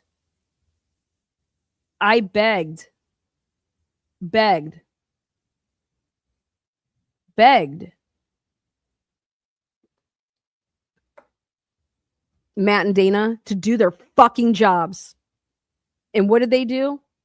They stole $200,000 from the Moores. Stole it. I handed them a silver fucking platter of everything. You have to meet with Jill Bolton. She has the trial strategy. You got to do this. You got to do that. Because I didn't know any of it. Because I'm not allowed to know any of it. And nor would I ever ask. I wanted to provide the material. Here is the material you need to win your fucking case. Now go win it. What's the problem here? Nobody wants to take on what? What's the problem here? Jennifer Drake? And I'm like, it's not that. It's not Jennifer. You know, I said, what aren't you getting? And she's like, we went and interviewed Eldora Gatchel. They lied to the Moores and said that they went and interviewed Eldora Gatchel. Lied to the Moores, these fucking pieces of shit. I said, you did what? You interviewed Eldora Gatchel? I said, oh, is that right? I said, the fuck you did. I said, did you give the Moores a report about that? Where's any of that? I said, you're kidding me, right? They were telling the Moores all this crazy ass shit to get them to sign, to say, you need a default, you need a default, you need a default. Who takes $200,000 in May? In May, why would the Moores pay you money if they're just going to default, you fucking human pieces of garbage? Why would the Moores pay Jill Bolton $1 million? You would have just defaulted 2 fucking years ago. And the Moores would have $1.2 million. Does anybody have any fucking brains here? Why would the Moores pay people money to defend them and have a trial and want a trial and give them? The Moores asked me to, hey, how should we go about this? What should we do? I didn't ask them for, don't tell me what they're telling you. If Lana, if this was your kid, Lana, if this was you, what would you do? Can you type us up what you would do? Absolutely, I'll type it up. Lana, if it was you, I was like, if it was me, I would defend myself. And I would own all these motherfuckers. And I would make I would ask for the ability through using, for them, I was like, yeah, I think you guys can file a bunch of shit, but you should probably be able to have an attorney there too. Or it's just going to take longer and they can give me more time. But I would defend myself, but whatever. I said I would do a lot of things. The first thing I would do is you guys both need different attorneys. I said, I think you guys have competing interests and I think you guys should get divorced. You guys want my opinion about things. I said, I fucking think that you should get divorced. I think you should get divorced. And Karen, you should demand that Dan give you that condo. And that Dan can keep his house in Florida. And you get a condo here. And I think you should divorce that piece of shit. Killing ass motherfucker.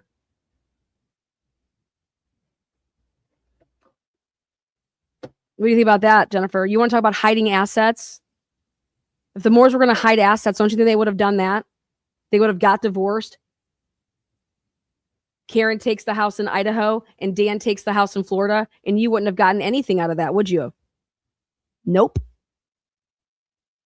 To sit here and say that they're hiding assets, meanwhile, you just collected off of a fucking condo in Sandpoint is sick. To say that they're hiding assets and they open bank accounts and you are garnishing the bank account as soon as it puts money in it is sick.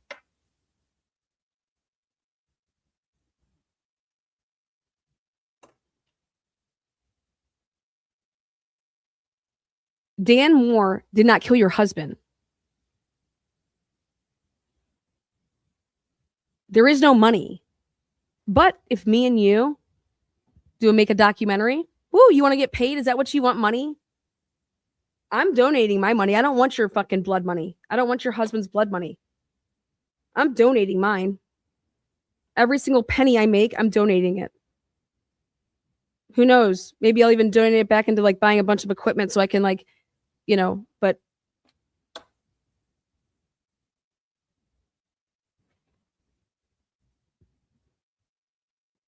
Dan Moore was an amazing chiropractor. Dan Moore didn't have so much as a parking ticket. You think he fucking shot your husband? Do you even know what a false confession is? He doesn't know any of the facts surrounding the death of your husband. If you're a Christian woman, like you claim that you are, why would you ever want the wrong person to go away for your husband's murder? And there's only one word that comes to mind. I have no idea why you would be pressing on this when all of the evidence points your way. Divorce was brilliant. They couldn't take it. Yeah, they wouldn't have been able to take shit. I said, get divorced. I said, you take the condo in Idaho and you take the house in Florida.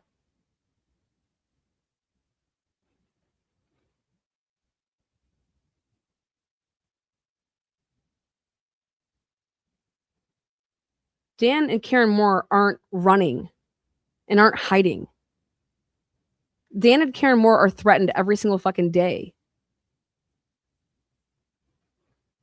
They were threatened that if they went and did that civil suit, that they would have been arrested and charged with murder.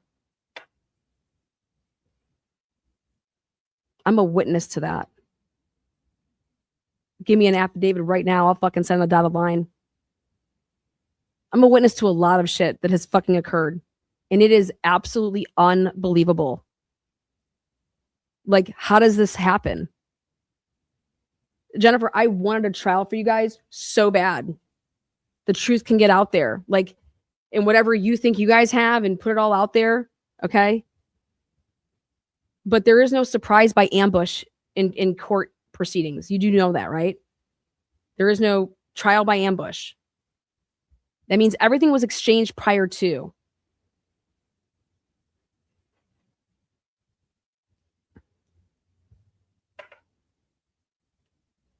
And ask Pluid to release the scanner time CAD notes. Ask Pluid to release body-worn camera footage from days leading up to the murder of your husband to see if they are on or off.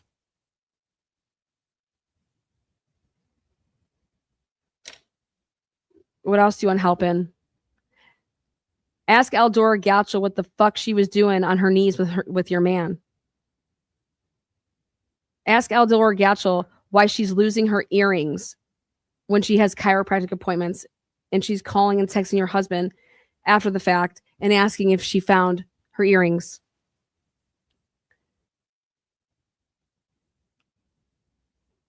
Ask Eldora Gatchel why she lied about her niece not being in Bonner's Ferry and at your husband's chiropractic office on the night of his murder. Ask Eldora Gatchel why her brother, who is the eyewitness description of the shooter, why is he dead right now? How come everybody around this case has died, Jen? Just like Jeffrey Epstein, every Rico Suave has a female.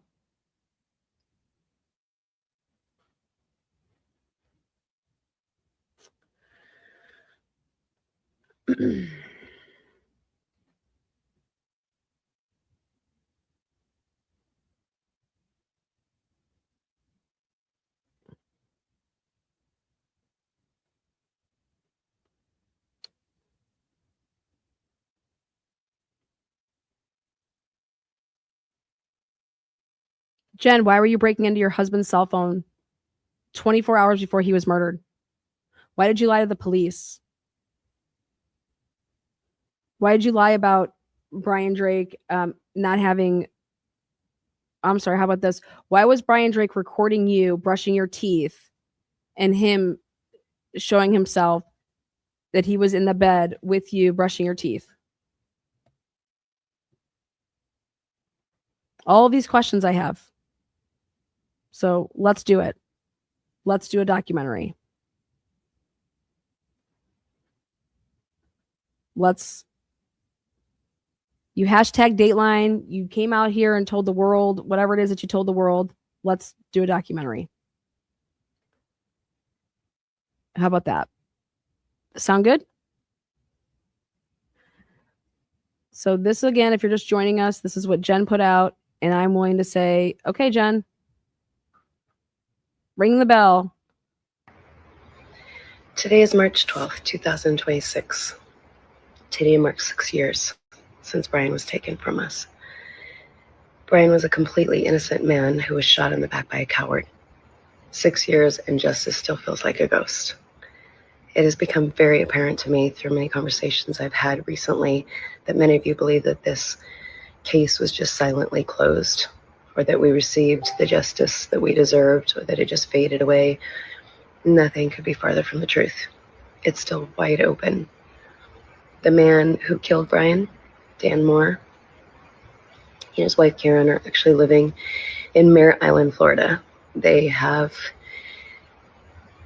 hidden away all of their assets in the one state where the courts can't touch them. I mean, if you ever heard of O.J. Simpson, they know exactly what they're doing. In November, O.J. Simpson had a criminal case. He actually went to trial for, he actually had a case.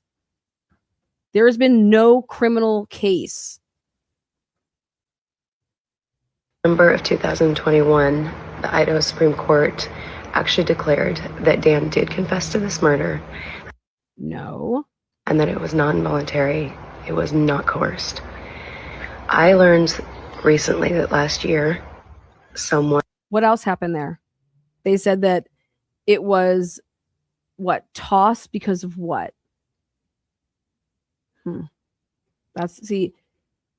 She's leaving things out.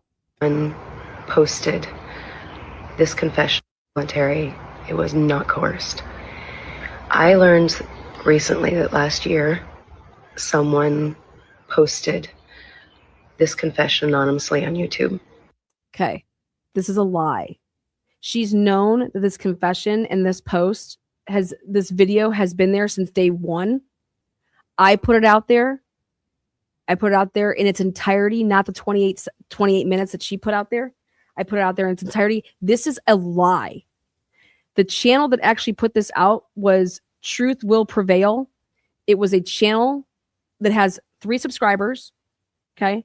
And that name came into my live and was writing all these comments in a live chat. I said, here's a link. Come on up here. Hi, Jen. How you doing? Take the link. Wouldn't take it.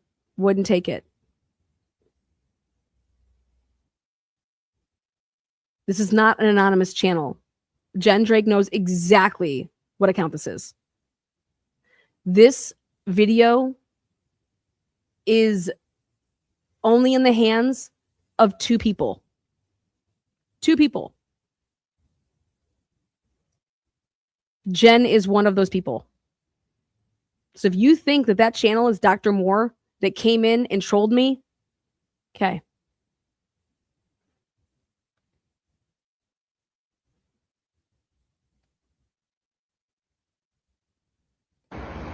It only has about 60 views, which is very few concerning this matter, but nobody really knew about it. And I am learning that silence is Nobody not really knew about it. Do you know how many people have seen that false confession? I have Dr. Leo's 75-page report. 75-page report. Dr. Leo, the best false confession expert in the country. Dr. Moore, hired, retained, paid. You have a copy of the 75-page report. Have you ever read it?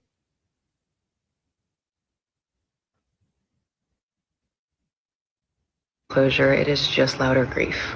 And so today I am linking that confession to my post. I'm asking you to watch it. I'm asking you to hear the truth. And then I'm asking for you to pick one. And that is that if you know anything, if you know of a whisper, if you know of a witness or a rumor, maybe a memory. I have a rumor for you. Ready for this rumor?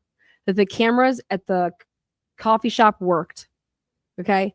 That there were multiple cameras, that Marty Ryan's wife worked the drive-through line, okay, which is the window that's right, like literally inches away from your husband's window, okay, and that Marty Ryan's wife is a very good-looking blonde woman with tits, and that Brian just stared at her tits from his window over to the drive-through, like it's like right here, and he would go over there.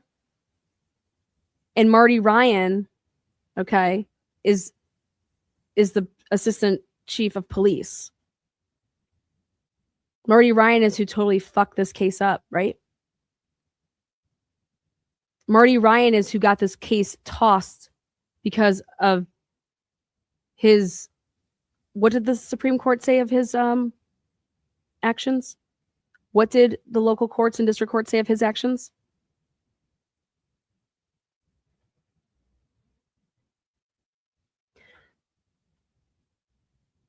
Brian Drake had a broken back and a broken leg, and you are asking him to sleep in his office in Bonners Ferry on Mondays and Fridays on a pull-out couch where his clients sit and wait in a waiting room. You are Airbnb-ing your house because you can't afford to pay bills, and then going and camping on the weekends for free or for like 10 or 12 bucks. Brian would show up late to those camping trips because he told you that he had to work late. Where the Cellbrite shows that he cancels his appointments and actually goes off with other people and leaves you and the kids at a campsite waiting for hours until he shows up as a drunk skunk between 10 and 11 p.m. He would write you and tell you that he would get lost. I went the wrong way. I don't know where I'm going.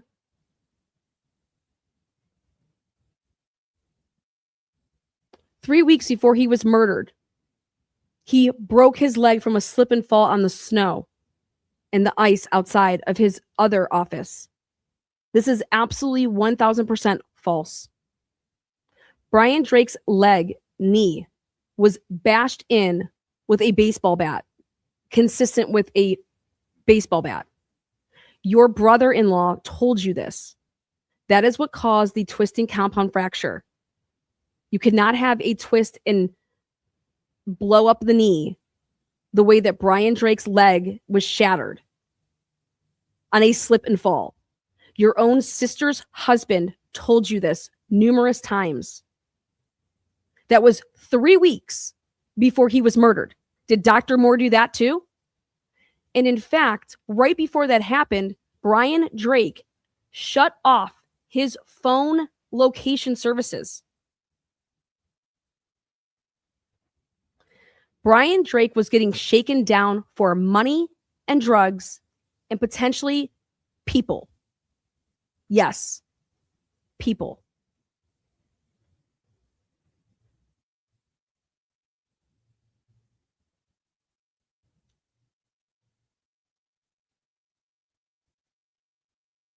Your husband lied to you,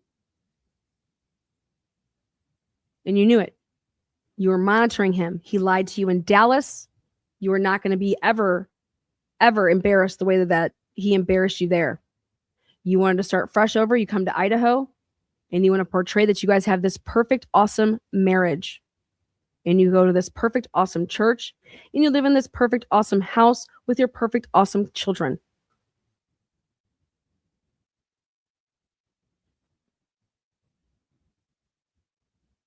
Brian went to work when he wasn't laid up with back surgery, which you didn't pay for, knee surgery or ankle surgery, which you didn't pay for.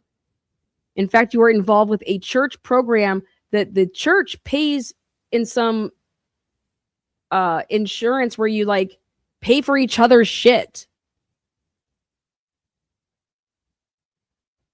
You signed up your own PayPal account to receive these $500 to $600 per family donations. They're not donations, they're payments towards because of this insurance that you have. But what I notice is that you then testified in depositions. You then also told the police that you had, when someone dies, that you still have all these bills to pay, these medical bills. Jennifer Drake, before Brian Drake was murdered, you collected and went through your accounts $40,000 in cash. And if you didn't pay what you're supposed to, pay the hospital with that money, first of all, that's fraud. Second of all, where'd it go? Now we're getting into the hits, huh? Nothing but the hits. Nothing but the motherfucking hits. Welcome to Dr. Dre. Jennifer, I have poured my heart and soul into this case. Spent 15, sometimes 20, sometimes 24 hours in a day going through this case, putting it all in trial binders and exhibits fairly, accurately. I've been cock-blocked the entire way to try to get to the truth of what happened on 3/12/2020 by none other than the police that are refusing to prosecute. The prosecutor who, according to Van Leuven, is like, we're ready to go. We're just waiting for the prosecutor to pull the trigger. Van Leuven is completely full of shit.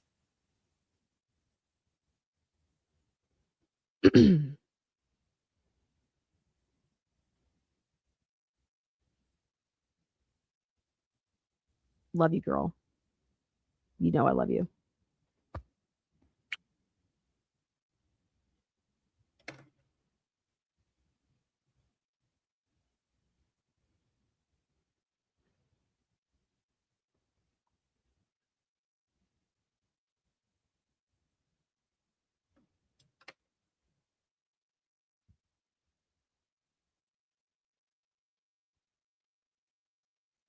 Jill Bolton asked you some of the most amazing questions in your deposition for that civil suit.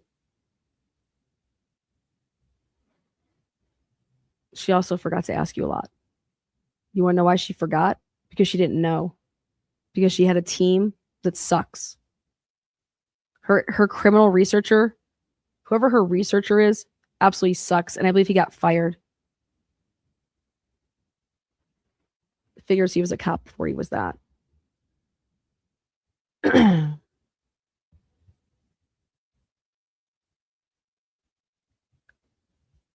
Jennifer, the truth is that your husband was worth way more dead than alive, right?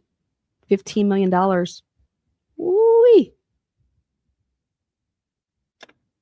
Prove to me that Dan Moore and Karen Moore killed your husband. Do a podcast. Show all the evidence. I'll do it with you. Like I said, you get 30 minutes of the episode and I get 30 minutes of the episode. We do 10 episodes. We stick to 10 topics. You could pick all of them. The people that owe you an answer, Jennifer, are the police, the prosecutor, the people that really killed your husband. Whoever those people are. The police, the prosecutor, and the people that killed your husband. Whatever your husband was up to, Eldora Gatchel, Caleb Cohen Azara, And if it truly is not you and involved in this, then I know exactly who did it.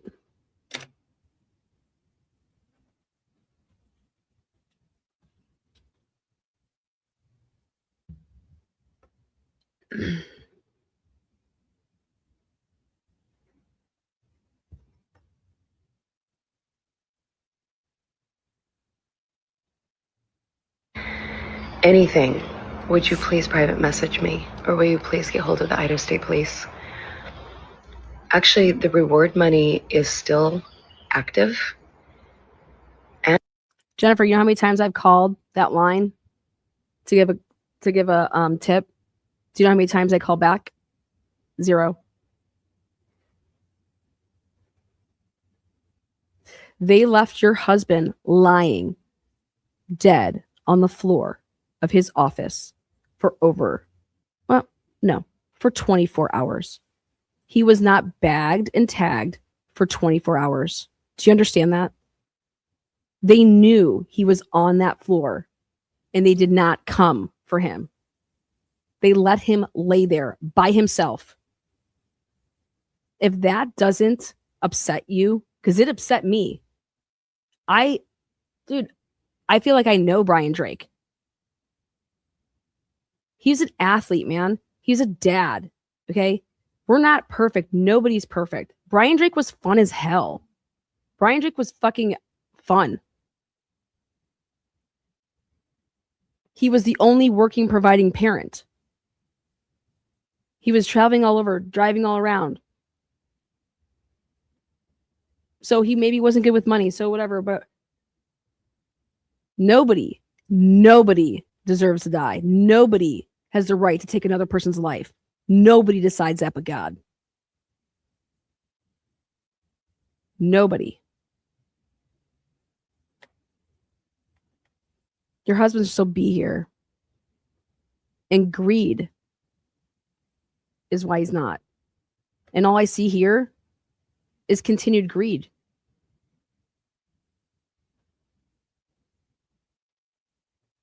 Show me where the Moors have hid their assets. Show me where the Moors have hid anything. Because I want to see it. Show me that the Moors are pieces of shit. Show me that Dan Moore killed your fucking husband. And it's still growing because good people still continue to give. They still care. Or I'm asking you to pray, to definitely pray. Pray that God cracks open the hearts of Dan and Karen Moore, because I know they know what happened. So do you think that Karen was there too? Because you know that she was in Coeur d'Alene, right? Pray that they find healing and peace in the truth and not in hiding. Or just don't look away. Please don't stay silent. Will you please email the prosecutor, Andre K. Pluitt? I'll put the link below. Tell the Idaho State Attorney General to speed it up. It's been 6 years and we all deserve answers. Share this link or the link to the confession. Brian's life mattered. His story still matters. I have 4 children who are growing up in a world where their dad's killer still walks free. I'm confused there. Why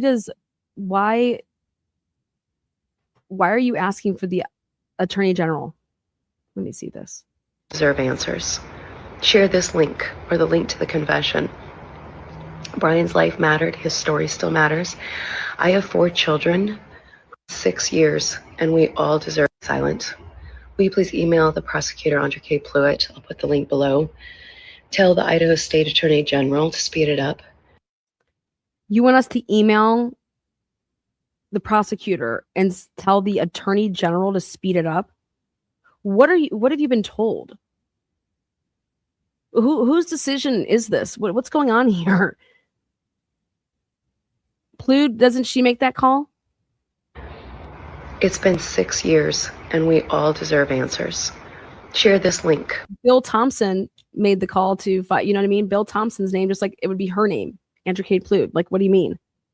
What does this have to do with the Attorney General? What's going on here? You want me to contact Nye? Or the link to the confession. Brian's life mattered. His story still matters. I have 4 children who are growing up in a world where their dad's killer still walks free. And that's not okay. I have prayed for wisdom and discernment every turn of this case. I know that God is still sovereign. I trust that he will still weave something good out of this mess. But until then, we move. So please help us finish this. You guys, I'm like legit asking, has anybody been able to find where a civil case has been litigated and now she wants a criminal trial? Idaho murderous leaders, cults, and devoted. JD, you are looking for your own peace in the wrong place. I don't get it. Have you ever heard of a civil case? Like, she's asking for Dr. Moore to be brought up on murder charges after just getting awarded $15 million in a civil judgment. But from last year, I think it was a civil in January of last year.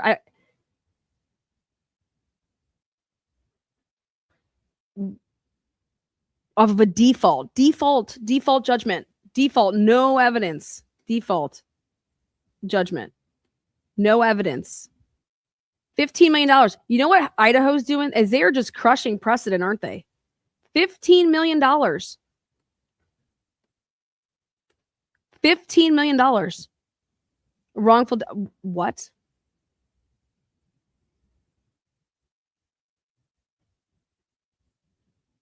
Finish this. Sadly, Plude was too busy playing political theater over the past 2 years, making herself the alleged victim after being called out for selective enforcement. I mean, I've just never heard. I have 250 people in here. Have any of you guys ever heard of a case where you go to trial, where there's a civil wrongful death suit that occurs before a criminal proceeding? Please tell me. Tell me where that's ever happened. Let's ask our fucking AI friends.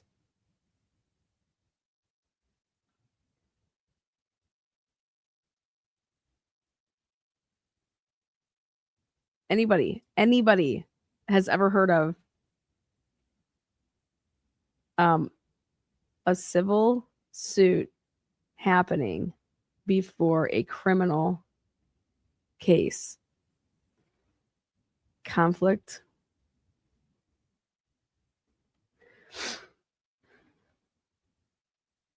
Let's see. Ready? Here we go. According to AI, just Googled that. Yes, a civil suit can happen before a criminal case, and in this scenario, it creates significant legal conflicts and tactical complexities. While criminal cases usually take priority, civil suits often move faster, 12 to 18 months, than criminal cases, 2 to 3 years, meaning civil depositions and discovery often occur before a criminal trial. Well, here in this case, it was all stayed, but my question is now a civil case does not automatically stop, but we're past all that. It is highly recommended to involve a criminal defense attorney early on. You guys, it's like, do you want to vacate the judgment? Because I think that's what would have to happen. Vacate the judgment, right? Vacate the judgment and go to criminal court. Think about this. She wants Dan Moore to be brought up on criminal charges after Idaho just said Dan Moore defaulted in a civil suit $15 million. Do you understand that this is what the right to remain silent is all about?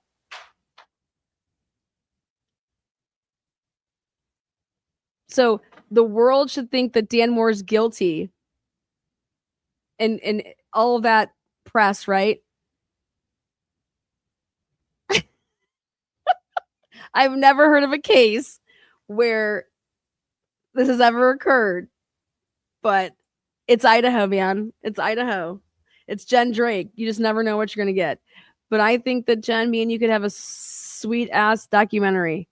So What do you want me to do? You said you want me to FaceTime you or Facebook you? I'll Facebook you. What else? Here, you just want to come on here? We can just interview right now. We can do an audition. We can see if the fans like it.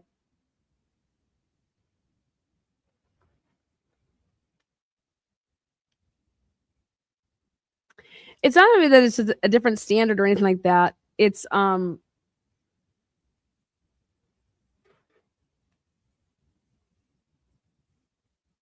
like it's just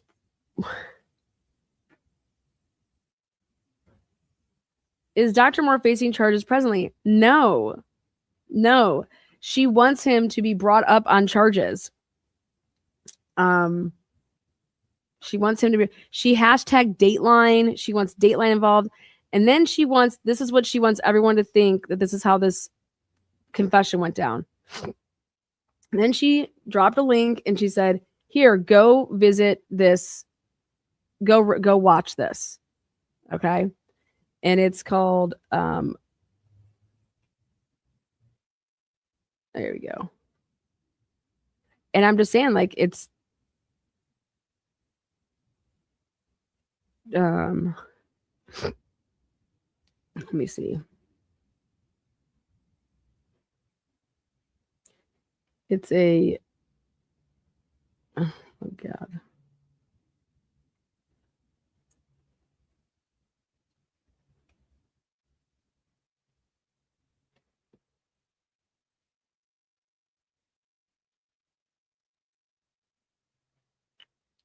Oh boy. I think that's the name of it. Let me see. Truth will prevail. Oops.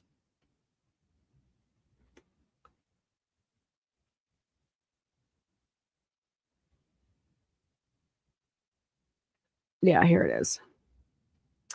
Let me share it. She said share that. We'll share it.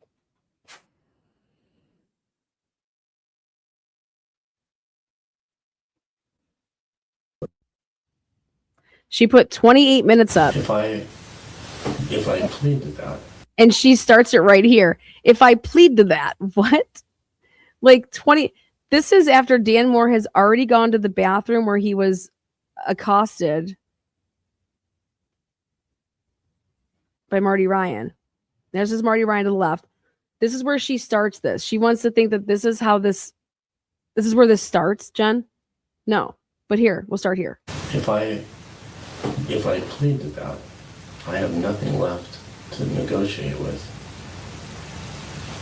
The truth. Right? How is the truth not the right thing? Maybe I've watched too many movies. We have. He said, maybe I've been watching too many movies. He's high as fuck. He took Sonoma, all this crap. He has a concussion. Certain degrees, first degree, second degree manslaughter, all the way down, and so we have to decide where we're at with Daniel. I'm not here to punish you, and I'm not here to punish this town. That's not what we're here to do. Okay? Do you agree that you need to be held accountable for making a mistake? Do you agree, yes or no? Yeah. Okay. You tell me, to what degree should you be held accountable to? You tell me. What mistake did you make? Or was it complete malice, anger, and I'm going to end this man forever? No, I didn't even know him. Okay, then you tell me. Okay, I just got to know. That's it. I just got to know. Because that's how we're not going to, tell you what, you're not going to be booked for first degree murder if you didn't commit first degree murder. Right now, I'm just going off what we have. Okay, partner?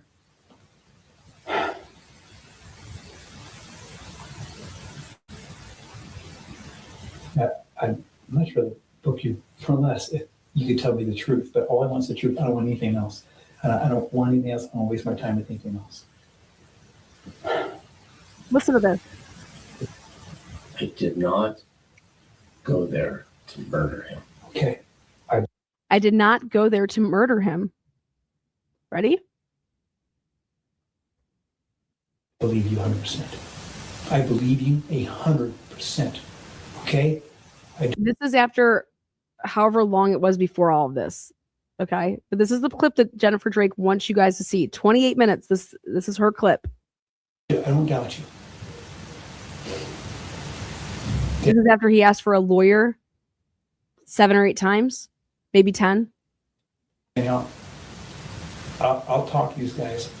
I'll drive you down to the jail myself. I'll walk you in there, okay, buddy? Okay. Okay. Can we clean this up? And then can I go make some phone calls? And what do I tell people? You tell me what you want me to tell people. Tell me the truth, Daniel.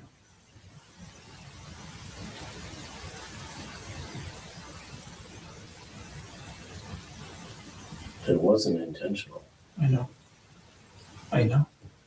I couldn't even see inside. He had his blinds pulled. I'm kidding. He was on the phone at the time.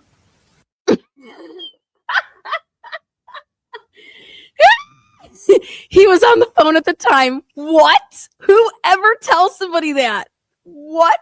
Ready? What? I cannot believe she's putting Marty Ryan on blast. This is what he was. He basically had to stop being in law enforcement because of this. Did you hear his voice?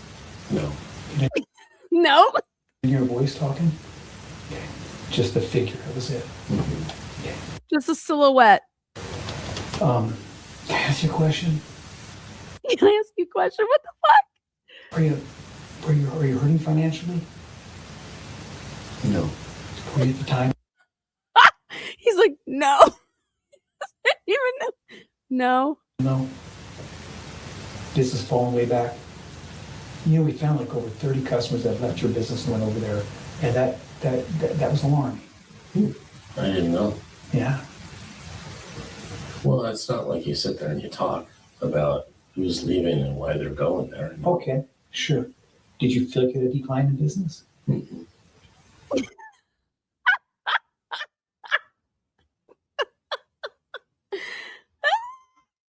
don't know what were you thinking that night? What were you thinking that night, Dan? You looked through the window, you saw the blinds down, but you see the outline of him. What would just give me a mindset? That's what I need. What were you thinking?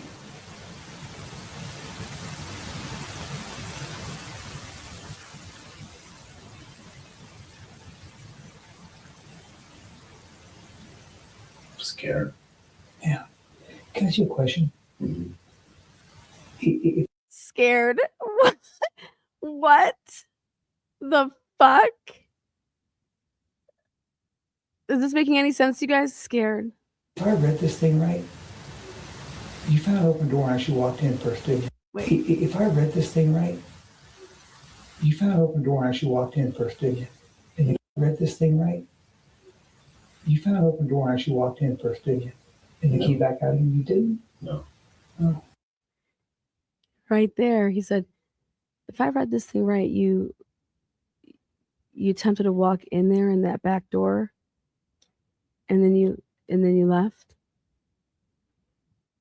What do your little cameras have? Huh, Marty? What does your fucking family's cameras have, huh? That you guys buried. It's all coming out. You just went right down the alleyway? Yeah, there's no opening. Okay, I didn't know. You see how Dr. Moore is waiting and pausing and like he's like, what am I supposed to say to that? I don't know. So tell me. You found an open door and actually walked in first, didn't you? And the key back out again, you didn't? No. Oh. You just went right down the alleyway? Yeah, there's no opening. Okay, I didn't know. Okay. Yeah, there was no opening a door. There was no opening a door. What? Okay, so down the alleyway, how long did you stand at the window? I honestly can't remember anything. Like a blur? I honestly can't remember anything. Dan, you just shot. You don't remember? This is like the most craziest night of your life. Okay. Do you know how many rounds you fired? What's that? Do you know how many rounds you fired? No. What would be your guess? Do you know how many rounds you fired? No. One. Okay. One. When it went through the window, what were you thinking? Like, what would you expect to have happen? You know, I have I've had the misfortune of having to take human life on the job, and I got to tell you, you're sometimes shocked because the human body will react sometimes in ways you never expect. And I've seen people be shot plenty of times in my life, and so I'm wondering what were you thinking? What would you see, and what was your feedback in your mind when you saw it? Blank. Blank. Just being blank. We're here. And I'm proud of you. Okay, Daniel. What did you expect to happen? Because this is what I need to know to go forward with. Because we're talking intent. You understand? What were you thinking was going to happen and what the result will be afterwards?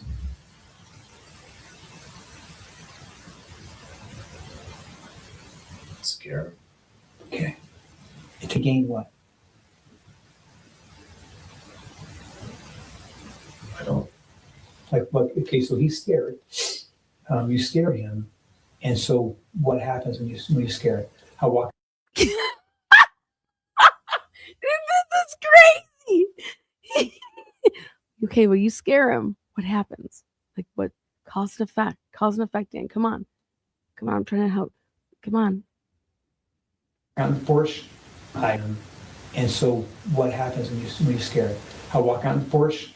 I yell at a stray cat around my house, and I know it's going to happen when I scream and throw a rock at it. It's going to take off running. I got my result, right? If he doesn't run, I'm going to be a bit shocked and surprised. Right. Okay, so Oh my God, the cat. He's like, yeah, if I yell at a cat, I yell, and what does it do? It runs off. Are you kidding me? Ready? you fire this round off to scare him.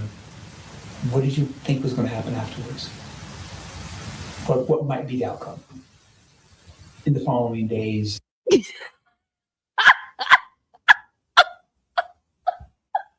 cannot believe Jen posted this. Weeks? Was it that he may move on? Yeah. Okay.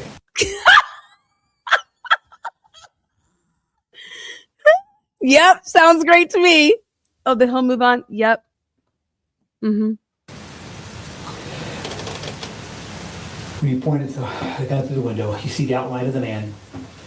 And, I don't see any outline. well, you can. I know you can because I stood at that window shortly after you did, just so you know. I know you did shortly after he did. Yeah, you did, didn't you? Or was it before? You can see somebody. Yeah, oh, dude, how are you just told on yourself, man? You see the outline of the man. And, I don't see any outline. well, you can. I know you can because I stood at that window shortly after you did, just so you know. I stood in your footsteps. And so you could see through that window. It's just you. Have you ever seen something like this? I feel like Jen is trolling Marty Ryan. And I got to give her props. Jen, I fucking love you. Jen Drake, she gets all the points today, baby. If this wasn't the biggest troll of Marty Ryan, I don't know what is. You couldn't see great, but you can totally see the outline. I was actually able to see through the blinds to see him laying on the ground. And so I had that much of a view from standing where you stood. And so I know Because you guys left him there for 24 hours. That's right. you could see the outline of the man, right? I did not see an outline of anybody. Just a light. Just a light. Just the light. He was sitting right in front of the window, Dan. He was sitting right there. He was sitting right there, Dan. He was sitting in front of the window. What? This is insanity. This is things that only the killer would know. Do you understand that? He doesn't know any of this shit. None of this shit. He doesn't know where Brian Drake was hit, shot, nothing, nada. Well, I didn't hear anything or see anything. Now, a minute ago, Dan, you realized a minute ago, you told me you did see him. I'm pretty good at this stuff. Yeah, so No, he never said that he saw him. when they go back and they review this tape, just, you already told me so, buddy. You already said it. Let's not be silly. Now we're going to go backwards again. Dan, I just want to have a clean, honest explanation. Okay, which you're telling me, kind of, but you're still trying to do some protective man. That's it. And you don't want to share what you want to share. Okay, buddy, but it's not painting a clear picture. And when you say something and then you change it, I'm just saying blinds were pulled. they were pulled. I could see right through them though. They were not like they're cheap ass blinds. So you can see that one completely. Yeah. Sorry. That's okay. I'm going to let that one go. Okay. So, This is disgusting. explain to me. Because I know you can see, you can see the shape of the man. I know you could. Like I said, I stood your footsteps. You could see the shape of the man there. Was there a part of the body maybe where you thought you could fire at where it wouldn't cause damage? No, I didn't want to hit anything. Okay. When did you find out that he was dead? 2 or 3 in the morning. How did you find out? Nick. There's no phone call on either of their phones at that time.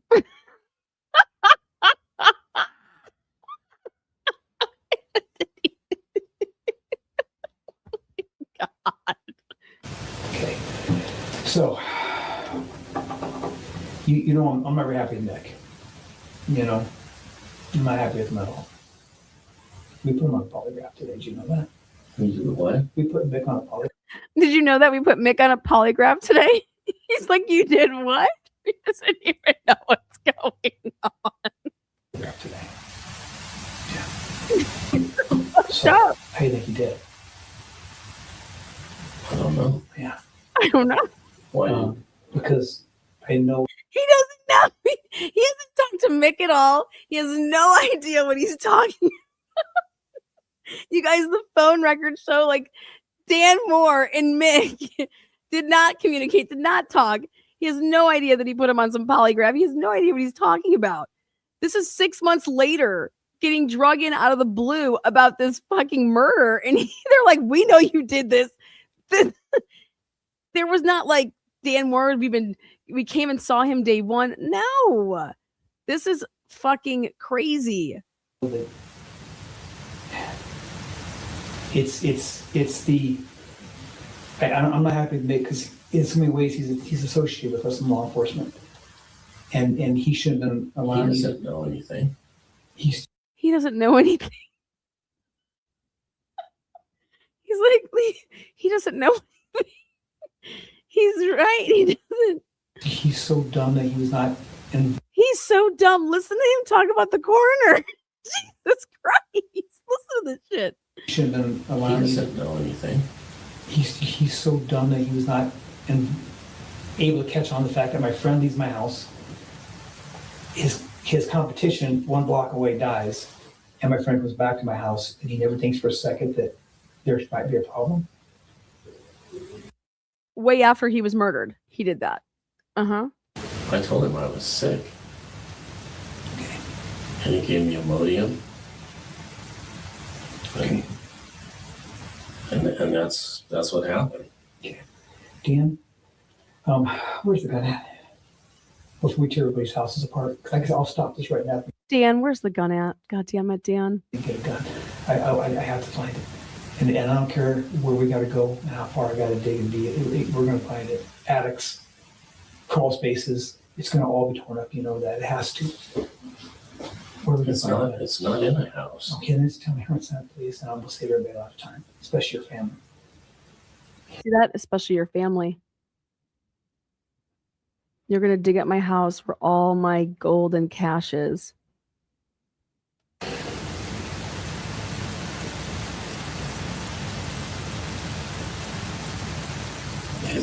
It's probably in the river. It's probably it's probably in the river. What? It's probably in the river? It's probably in the river. You guys, they put a dive team in there for days. Days. They took Dan Moore out there and said, "How did you throw it? How did you do it?" That fucking shitty ass river. Nothing ever found in that motherfucking river. Nothing. You want to know why? Because there was no gun that Dan Moore threw in that motherfucking river. Okay, can you tell me where? Because I got a guy who can go get it. I know he can. He's really good, and he's itching to go. Okay. Okay, where's that in the river? Where'd you park?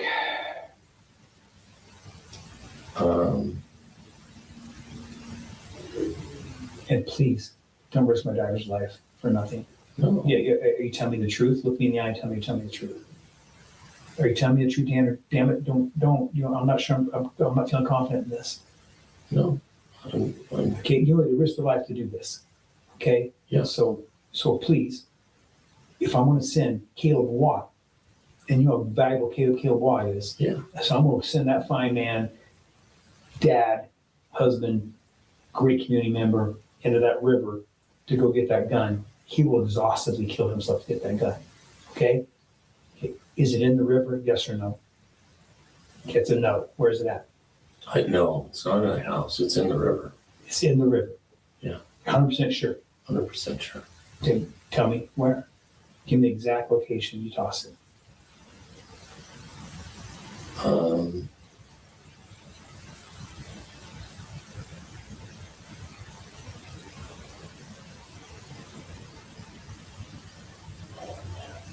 Come on, Dan.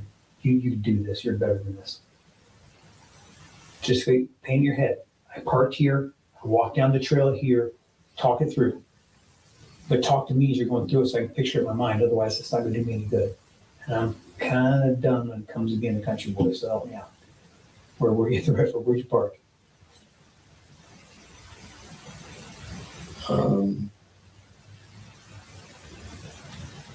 Probably by somewhere between the boat ramp. Yeah. And towards the bridge.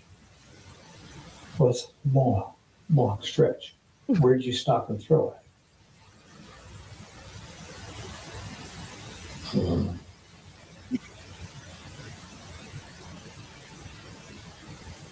I mean, it was upriver from the boat ramp. Upriver from how close? Who did you park at the boat ramp? Mm-hmm. Okay, so you parked, you were talking out there with the county, right there, Mm-hmm. pipeline going across, right? Mm-hmm. Okay, so you parked at the boat ramp. What time of night was it? Oh, was I don't remember next morning. The next morning? Okay, so you drive down there. What truck did you drive down there? White truck? Mm-hmm. Okay, so you get your Ford, you drive down there. Park with what truck did you drive down there? White truck? Mm-hmm. Okay, so you get your Ford, you drive down there. Park with anything else around? It's March, it'd be cold. Yeah. Yeah, it's been really cold, huh? Mm-hmm. Yeah. Okay, so you parked in the parking lot by the It was bathrooms, down by the ramp. Where'd you park? By the ramp. Okay, so you pull down by the ramp, get out, Mm-hmm. and then you go up the bank walking, or you stand there and just throw it. Just throw it.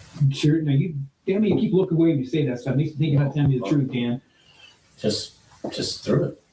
Okay, but back towards the bridge, back towards like where the pipeline is. Mm-hmm. That direction. Mm-hmm. Yep. Well, straight out from the ramp. Straight up from the ramp. Yeah. How far do you think it went? How good's your arm? Not that good. Okay. All right. So 20 yards out. Yeah. Is that you? Yes or no? Or you sure? Probably. Okay. About straight out from the ramp. Mm-hmm. Was it loaded at the time? Yeah. Okay. Explain the gun to me. What am I looking for? I don't know guns. I know, I'm not the best either. Believe me, I'm the one cop who's gun dumb. Maybe 357. Okay. And how many rounds were in it? 6. Okay. Only fired one round. Okay. The round's still in it. Mm-hmm. You didn't dump it out. You didn't put a clean round in. Not very smart. Okay. And where'd you get the gun from? Did it come from I'm dead. He said, I'm not very smart. Oh my. Damn. Okay, only fired one round. Okay, the round's still in it. You didn't dump it out. Didn't put it in. Didn't put a clean round in. Not very smart. Okay, and which Fucking Dan just trolled him right there. Yeah, I'm not very smart. I just left it in there for you. Go fucking fishing in the river, buddy. gun from? Where'd you get the Did gun it come from? from your store? Boot, bait, and boot. What do we call it, place? Bait and booze. Bought it privately a long time ago. From I bought it privately a long time ago. I bought it privately a long time ago. What? I think it was in LA. LA. I think it was in LA. I was in LA when I bought it privately. Let's hear about it. No. I just don't have guns. I mean, it's right, just I know something- this. That what's with this gun buying in LA privately stuff? You know how I was a cop down there, brother. You know how that kind of stuff works. That's not a small thing. No, Buying guns under the table. no, it's not under the table. It's Okay. people can't pay for office visits and they pay you with a gun.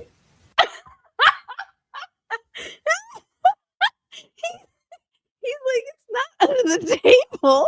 These people, he used to live in LA back in the day. And he's like, these people would pay for office visits with a gun. So I accepted it. I've got rifles, shotguns. Rifles, shotguns, whatever. Okay, where are your guns kept at? Gun safe? Yeah, but those are my sons. There's nothing in there but Okay. rifles. So, I didn't know you had a gun safe at your house. Up on Tannenbaum? Mm-hmm. Okay, they're gonna be cutting that open. Or I know it. Shit, they're there right now. What's the what do you call it? combination. I don't know. I've never opened it. Oh, It's my son's. well, buddy, come on. We're doing a murder case here. A gunshot. They gotta find the guns. They don't want to hurt nobody's property. I don't believe hurt people's property. It has to be done. You know that. There's Okay. no gun in there Okay. that they're gonna find. Dan, I understand, but you have to know we just can't do that. When we're there, we have to do everything. You know that. What? Okay. So is there a way to get hold of your son before they tear that safe apart? No. Okay, so we're going to cut the safe. In his bedroom, Okay, there's a lamp on the left, okay, and there's a key ring okay. Hanging underneath it or something? Or from the lamp? hanging inside the lamp. Hanging inside the lamp, there's a key ring. Okay. But that's his thing. Okay, so you don't need combinations to do with the key? Must be I a don't know. super high level safe then. Well, You guys, this was given to his son. It was an antique. It was an antique. Why are you concerned about that? I thought Dan threw it in the river. They went and took apart all of this shit of his kid. It's disgusting. His son went off and was in Germany fighting for our country. You fucking pieces of shit. Okay? Fuck off. You guys are disgusting. I've never opened it. Okay. Daniel, jeez, okay. How old's your boy? 22, Military? Air Force. Air Force. Yeah. Yes. He's not even there. Good job, Dad. All right. Daniel, we have everything, okay? Except for, I still don't have a reason why. Well, what were you doing? Why'd you do it? There had to be something, some driving force. Give me something to understand it. I'm gonna get in your head a little bit, brother, and I want to understand what Dan's thinking and what he's feeling. Please. Not now, then. What's going on in your life? I don't know. Just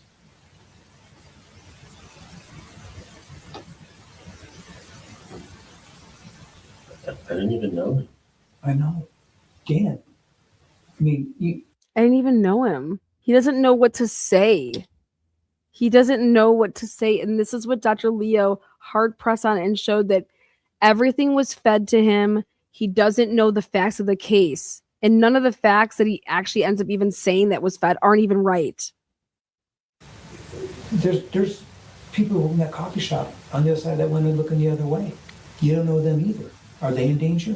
No. Okay. Why was Dr. Drake in danger that night? He shouldn't have been. I mean, He shouldn't have been.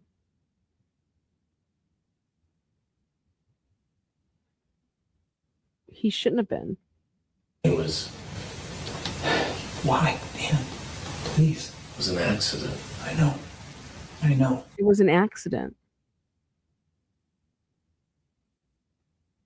He shouldn't have been. It was an accident. But still, you stood there at that window. You drove around waiting and thinking, let me know your thoughts at that time. That's how we heal, brother. Okay? You're going to You need drove around and you were thinking, what? help from this. His kids are going to see psychologists after this. I mean, think about it, you know? Let's figure out what's going on through that night.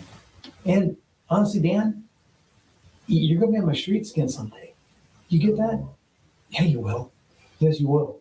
I just so you know, you will. And I need to know. When I see you sitting in chicken shop, I need to know. I won't be able to show my face at Chicken Shop. No. You will if you Chicken shit. I won't be able to show my face at Chicken Shop. explain things a little bit here. Okay? The community needs to know why. Again, trains left just to make things right. Okay? You can't change what happened yesterday. This is a new moment, a new day. Okay, now we see what life has to offer us going forward. All right? Let's go forward, taking the right steps, doing the right thing. What were you thinking driving around? I want to know what was in your mind. So when I see you on the street 5 years from now driving around at 10 o'clock at night, I know what Dan's thinking. What were you thinking that night? Well, you may not believe it, but I did have to take a crap in the alley. Okay. Danny, you always bring a gun with you to take a crap? No, but I carry one. Okay. No, you don't. In the, well, No, you don't. You're not a gun carrier guy. no, not on me. No, Okay, but you did that night. I've always had one that was in the truck. Okay. Is there one in the truck right now? No, Oh, is there a gun in any of your cars right now? no, Daniel, please, no. don't yank my chain, brother. They'll find it if there was. I know that. That's what I'm saying. There's not a gun in your cars now. No, That night there was. You put it in your pocket and you walk that direction. After driving past his office and past his office and past his office, I just want to get in your head. What were you thinking, please? I was driving to go. Let me, please. I was sick. I was driving by the coffee shop to get something to drink. It was closed. He was there. Yeah. And I just figured it would scare him. Okay. So you park, you come back. And again, though, Wait, why the need to scare him? why did you tell him that you park and you come back? Like, what are you talking about? He just told you that, like, let him tell you the story. What are you doing? He doesn't even know because nobody was shot from a vehicle. So is that what he's trying to tell you, that I drove and then I just was like, what the fuck, Marty? Again, though, why the need to scare him? Financial? Business? Too many chiropractors too close together? Right? I don't know. Suppose. I mean, Right? He said, right? Too many chiropractors close together, right? You hear this shit? And he's like, I suppose. What? was that it? They're too close together? Right? I don't know. Suppose. I mean, was that it? I suppose. Okay. How's business been? I suppose business has never been better. I suppose business numbers were never better. Business numbers were never better. And there was not these 30 patients. It's all lies. lately? It's been COVID-19, you know. Yeah. I just got curious of that if you're seeing more customers. I mean, I'm serious because honestly, Daniel, people ask me where to go. I tell them to go see Daniel Moore. Well, how do you guys know 30 people left? I don't even know that. Because You hear that? You hear that right there? How do you guys know 30 people left? I don't even know that. What? Dude, Dan Moore had a whole office, okay? Like, had workers. He cattled in people. Like, he saw 30, 40, 50 people a day. Okay, you don't understand. Brian Drake saw fucking pennies. Okay, Brian Drake was keeping track of his money by $50 on this patient. Circle it. I got my cash. $50 on this patient. Up, hey, if you pay up in advance, here, I'll give you a free session so I can get my money up front. Yeah, it's bad. Drake was in that area 2 days a week and was barely seeing anybody. He was plowing, though, according to these women. He doesn't even know the record files. You know 30 people left? I don't even know that. Because we know the record files. We're pretty good. Because we know the record files. Let's talk about those record files. Let's talk about Eldora Gatchell's record file. Her card was up there, right? The day of the murder? Mm-hmm. That's right. Well, let's talk about, did Eldora Gatchell pay for her services? Did she pay cash? Did she use her card? How come her brother's name isn't in? I mean, you don't understand. Okay. Brian was a very, like, he marked down everything. He even marked down that he traded steroids for services, pills for services. And he was an idiot, but this is how he was writing down. I got 1 bottle of this. I got 1 bottle of this. I got 3 pills of this. I got 4 pills of this. I got my gear on this day. And then his little drug dealer would come in and put it underneath his car and come in and get his back cracked. He's like, hey, the cops are like right on your car. We have all these text messages. Anyways, Brian did not mark Eldora Gatchell's card that day. What do you think about that? And somebody tried to steal, and they did take Eldora's card up out of there. But guess how genius I am? I went through the fucking crime scene photos, and I got the pictures that they took of his desk, Eldora Gatchell's card laying right here. And it's such a clear, crisp, nice fucking picture. That's how I knew that Eldora Gatchell's card was missing, as well as another one. But right there you can see that Eldora Gatchell's brother was never charged for his back needs. And he said that he saw Brian. No, the fuck you didn't. Brian would have taken and subtracted from Eldora Gatchell. Either A, Brian would have started a new card for your ass, Caleb, or she would have doxed it 1 more off of her. They refused to go and get, there was, now, picture this. If people are paying cash and it's only $50 per visit, right? How could Brian Drake only have $100 bills in his little, I don't know, whatever you want to call it, like a menu book, basically, but a receipt book from like a restaurant. Anyways, how could everybody be paying in hundreds? We can't. The money isn't right. The money wasn't right. The card swiping did not equal what it should have. Somebody didn't pay. I mean, it's very obvious, but why wouldn't you run those numbers to see whose credit card wasn't ran? Who didn't pay that day? Who knew that Brian Drake, I don't ever have to worry, give you my money. I'm not paying. Yeah. Caleb Kokonazar didn't have an appointment, but Caleb Kokonazar testified that he met with Brian. He did have an appointment, and he went after Eldora went. Or he went first. You know what I'm saying? Like, I can't remember, but Brian Drake never marked down anybody. He only had Eldora Gatchell in his book, and he never put down the brother, never, not once, and did not take any money. Y'all fucking lying. And that was the easiest thing to catch. But guess what? They tried to bury it, but I caught it off because they tried to get rid of the card. I got it though from off the crime scene photos. And so I said, where's that card at? This proves also that you tampered with the evidence. Don't fuck with me.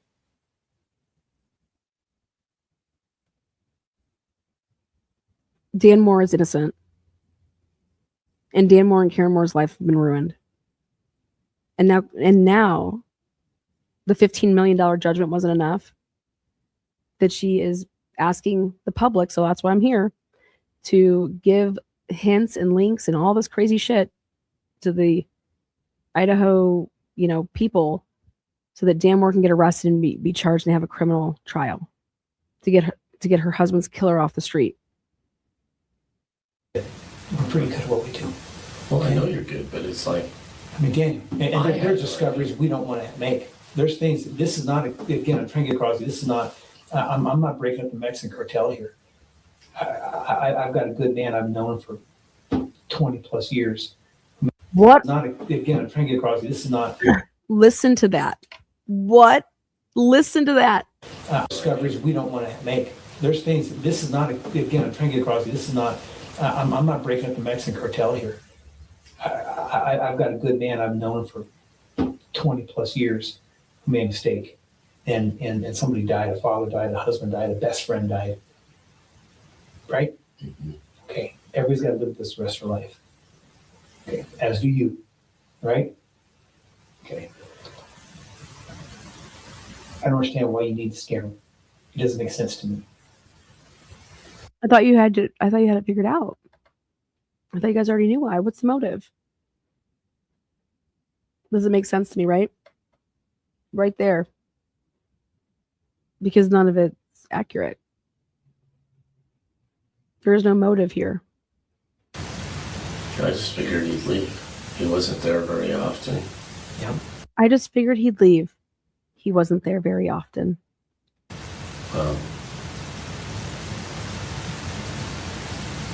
I didn't think it was that. I didn't think he was that big a threat. I just, he was all over. He was over in Montana. He was here. He was in Coeur d'Alene. Yep.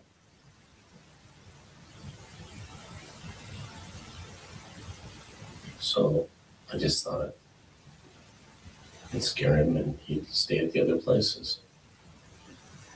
Okay. Okay. But he sure as hell would never want to kill anybody. I know. I believe you, buddy. Okay. I believe you. I don't even hunt animals. I don't even hunt animals. You have to know this, but this has been a mind-boggling shock for all of us. Okay? It's why I asked, can I just talk to you for a minute? Because I just know. One, that we all know you did it, and then two, we just couldn't figure out why. This makes sense. Nick doesn't know anything. Okay. He honestly doesn't. Okay. So don't be mad at him. Well, I am, because I don't know how you don't. Daniel, you left so many, once we know, then we're like, oh my God, look at the trail. And your best friend, who's been around law enforcement all these years, helped us on so many cases. Didn't you see it? Nick passes out on the couch from being tired. He's so exhausted. He falls asleep half the time I'm there, and I'll get up and I'll walk home. Up to Tannenbaum?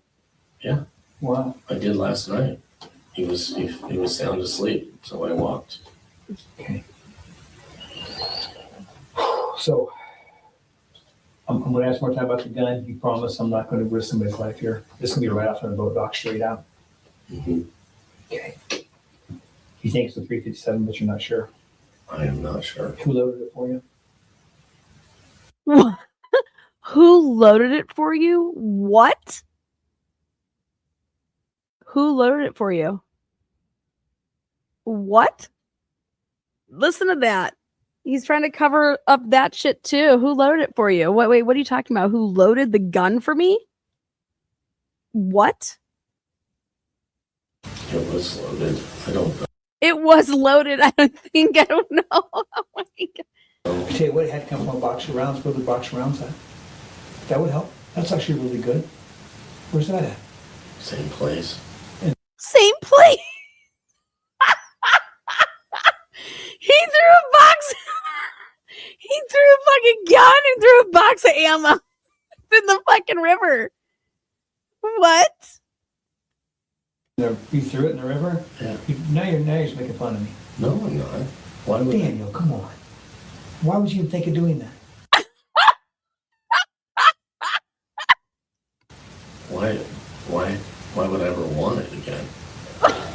Okay, so you threw a box of rounds in with a gun. Yeah. There's Small no box or a reason. big box? What it looks like? This is, well, Let me see. I mean, like that. Okay. And what did it look like? What was the markings on it? I- Cardboard, plastic box? What are we talking? Cardboard. Where'd you buy it? The rounds? Give me something honest I can work with that shows that you have credibility here. I'm telling you, that gun was something I've had. And the rounds, same thing. I don't shoot. I do not shoot. I don't go to the gun range. I don't shoot. Right, but you carry a gun in your car all the time, you said. I did. It's the same one I had, Okay. but it's probably the same rounds from whenever I got it. This is what's hilarious. They're like, Dan Moore is a liar. He is an avid gun shooter and all this stuff. Do you guys ever go to Vegas? I've been to Vegas, right? We've all been to Vegas. This is gonna close this out because this is crazy. They went to Vegas and they had, I don't know, VIP for fucking some gun show, and they fucking took that into evidence. Dude, if I take my kid to something because they like my kid likes something or whatever, do I just get something for my kid to go to the show, or do I go to Disney on Ice? Hey, I only got one ticket because my kid just went in and then I just stood outside. They're like, this little liar. Look at, he's got these VIP gun badges he went to the gun show convention in Vegas. Are you kidding me? He took his son. He did something like that, and they were like, we're going to show him how he's a liar like this. Oh my God. Okay. It's like, you can't make it up. You fired the round. Fire the round. Did you stay around long enough to watch him fall? No. What? Okay. Did you stay around long enough to watch him fall? No. No. Did you see him flinch or anything? What was his reaction when the round struck him? I didn't stick around to see any reaction. It scared me. Like, it went off and I didn't even intend for. Did you see the phone to his ear? No. Just saw him sitting there. I honestly didn't see him. Well, now you told me you did.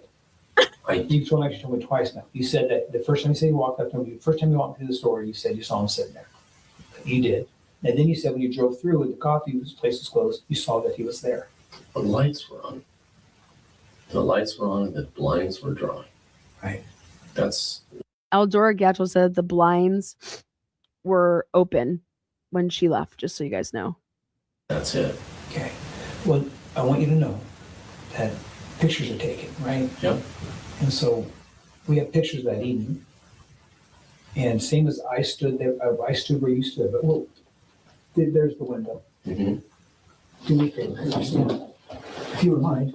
Yeah. But kind of show me how far back. If this is the window, here's the alleyway. How far back were you? So I'll tell you where I stood. Probably about here. Okay. So, and just so you know, I walk down that alleyway and I look and I see Dr. Drake laying on the floor. And the blinds are closed still. Okay? I can see him lying on the floor. So Because there's so a that hole. picture, it exists. Okay? We have lots of those pictures. We have a book full of pictures, right? Okay. Okay. So Oh, listen to this. in for penny, in for a pound. So listen to this. Van Leuven tried to lie and try to say that he wasn't watching this interview. And then look at this. You see the door opening on the mirror, and they get caught lying. But kind of show me how far back. If this is the window, here's the alleyway. How far back were you? Watch. So I'll tell you where I stood. Probably about here. Okay. So, and just so you know, I walk down that alleyway and I look and I see Dr. Drake laying on the floor. See that? And the blinds are closed still. Okay?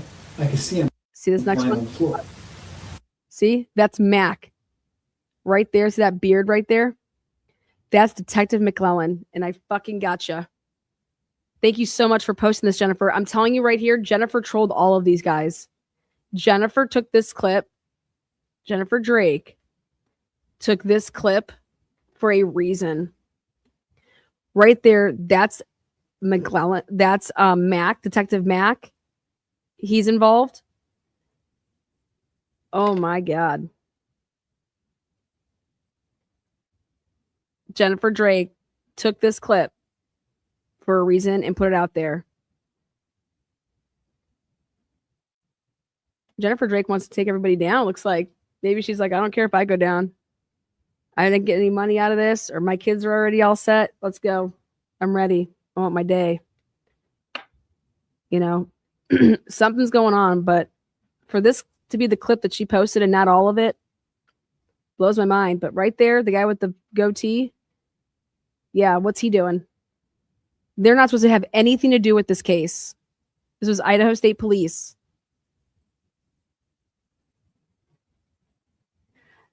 This man lied right here. Detective McClellan lied. He said he had nothing to do with anything after, I didn't fucking liar. You looked at Brenner Drake's text messages. So that picture, That's Caleb. it exists. Okay, we all have that. We have lots of those. Look at, pictures. We have stayed in. a book full of pictures. Right. Okay. Okay. So, in for a penny, in for a pound, Daniel. Involved. I know you're trying to scare him, but of course he was sitting there. And of course you knew he was sitting there. Please don't try to nickel and dime us with them, pull away little pieces that all of a sudden don't make sense again, no more than you taking a shit in the alleyway when the shooting happens. None of that makes any sense either. It doesn't make any sense. Yeah. Okay, so we're done with that, please. That's pretty silly, Dan. Wait, listen to this. But of course he was sitting there, and of course you knew he was sitting there. Please don't try to nickel and dime us with them, pull away little pieces that all of a sudden don't make sense again, no more than you taking a shit in the alleyway when the shooting happens. None of that makes any sense either. It doesn't make any sense. Yeah. Okay, so we're done with that.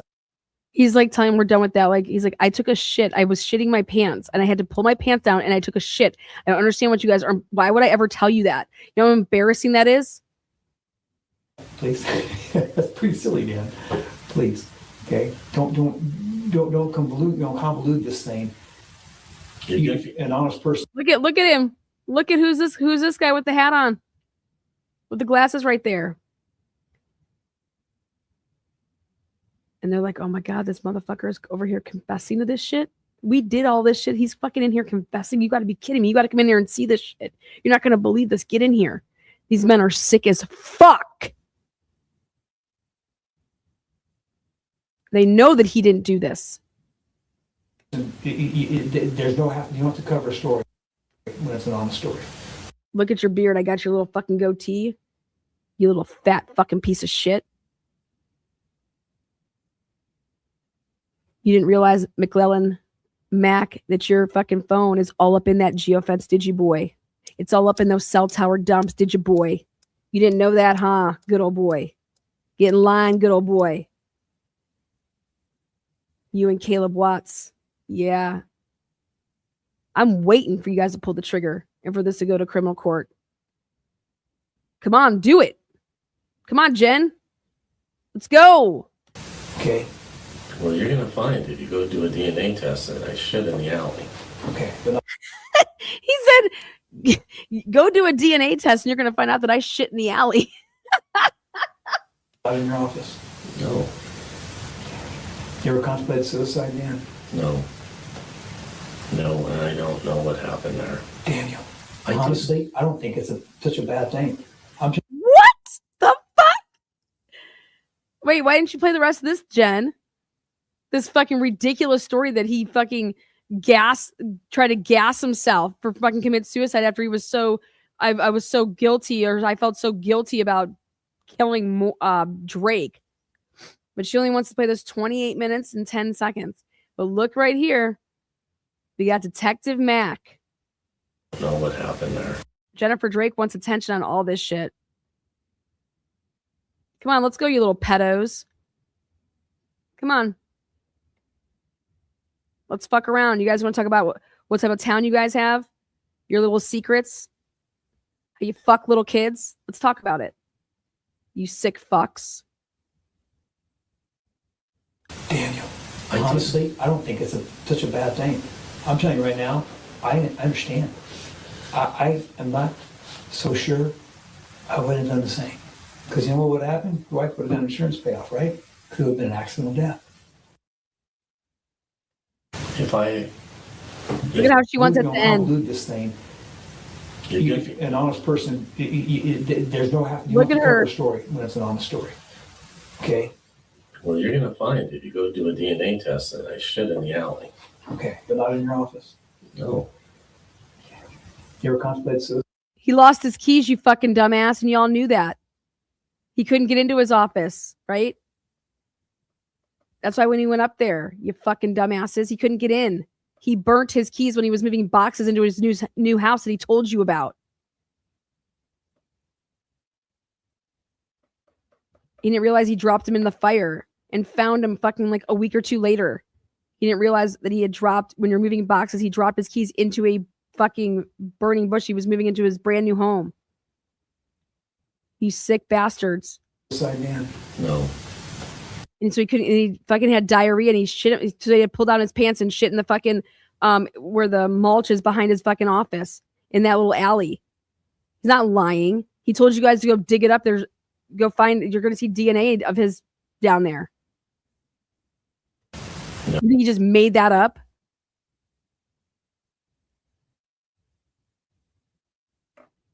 No, and I don't know what happened there. Daniel, I do. honestly, I don't think it's such a bad thing. And then Jennifer Drake wanted to end on trying to like, Jen, you're the only one that got paid life insurance. You're the only one that got fucking paid life insurance. You got the $1 million and you got it within 3 weeks. You called him 6 to 10 times. You weren't even worried about your husband. You weren't even like blowing up his phone or nothing. Come on though, let's do a documentary. Hashtag Dateline all you want. Dateline fucking sucks. Peace.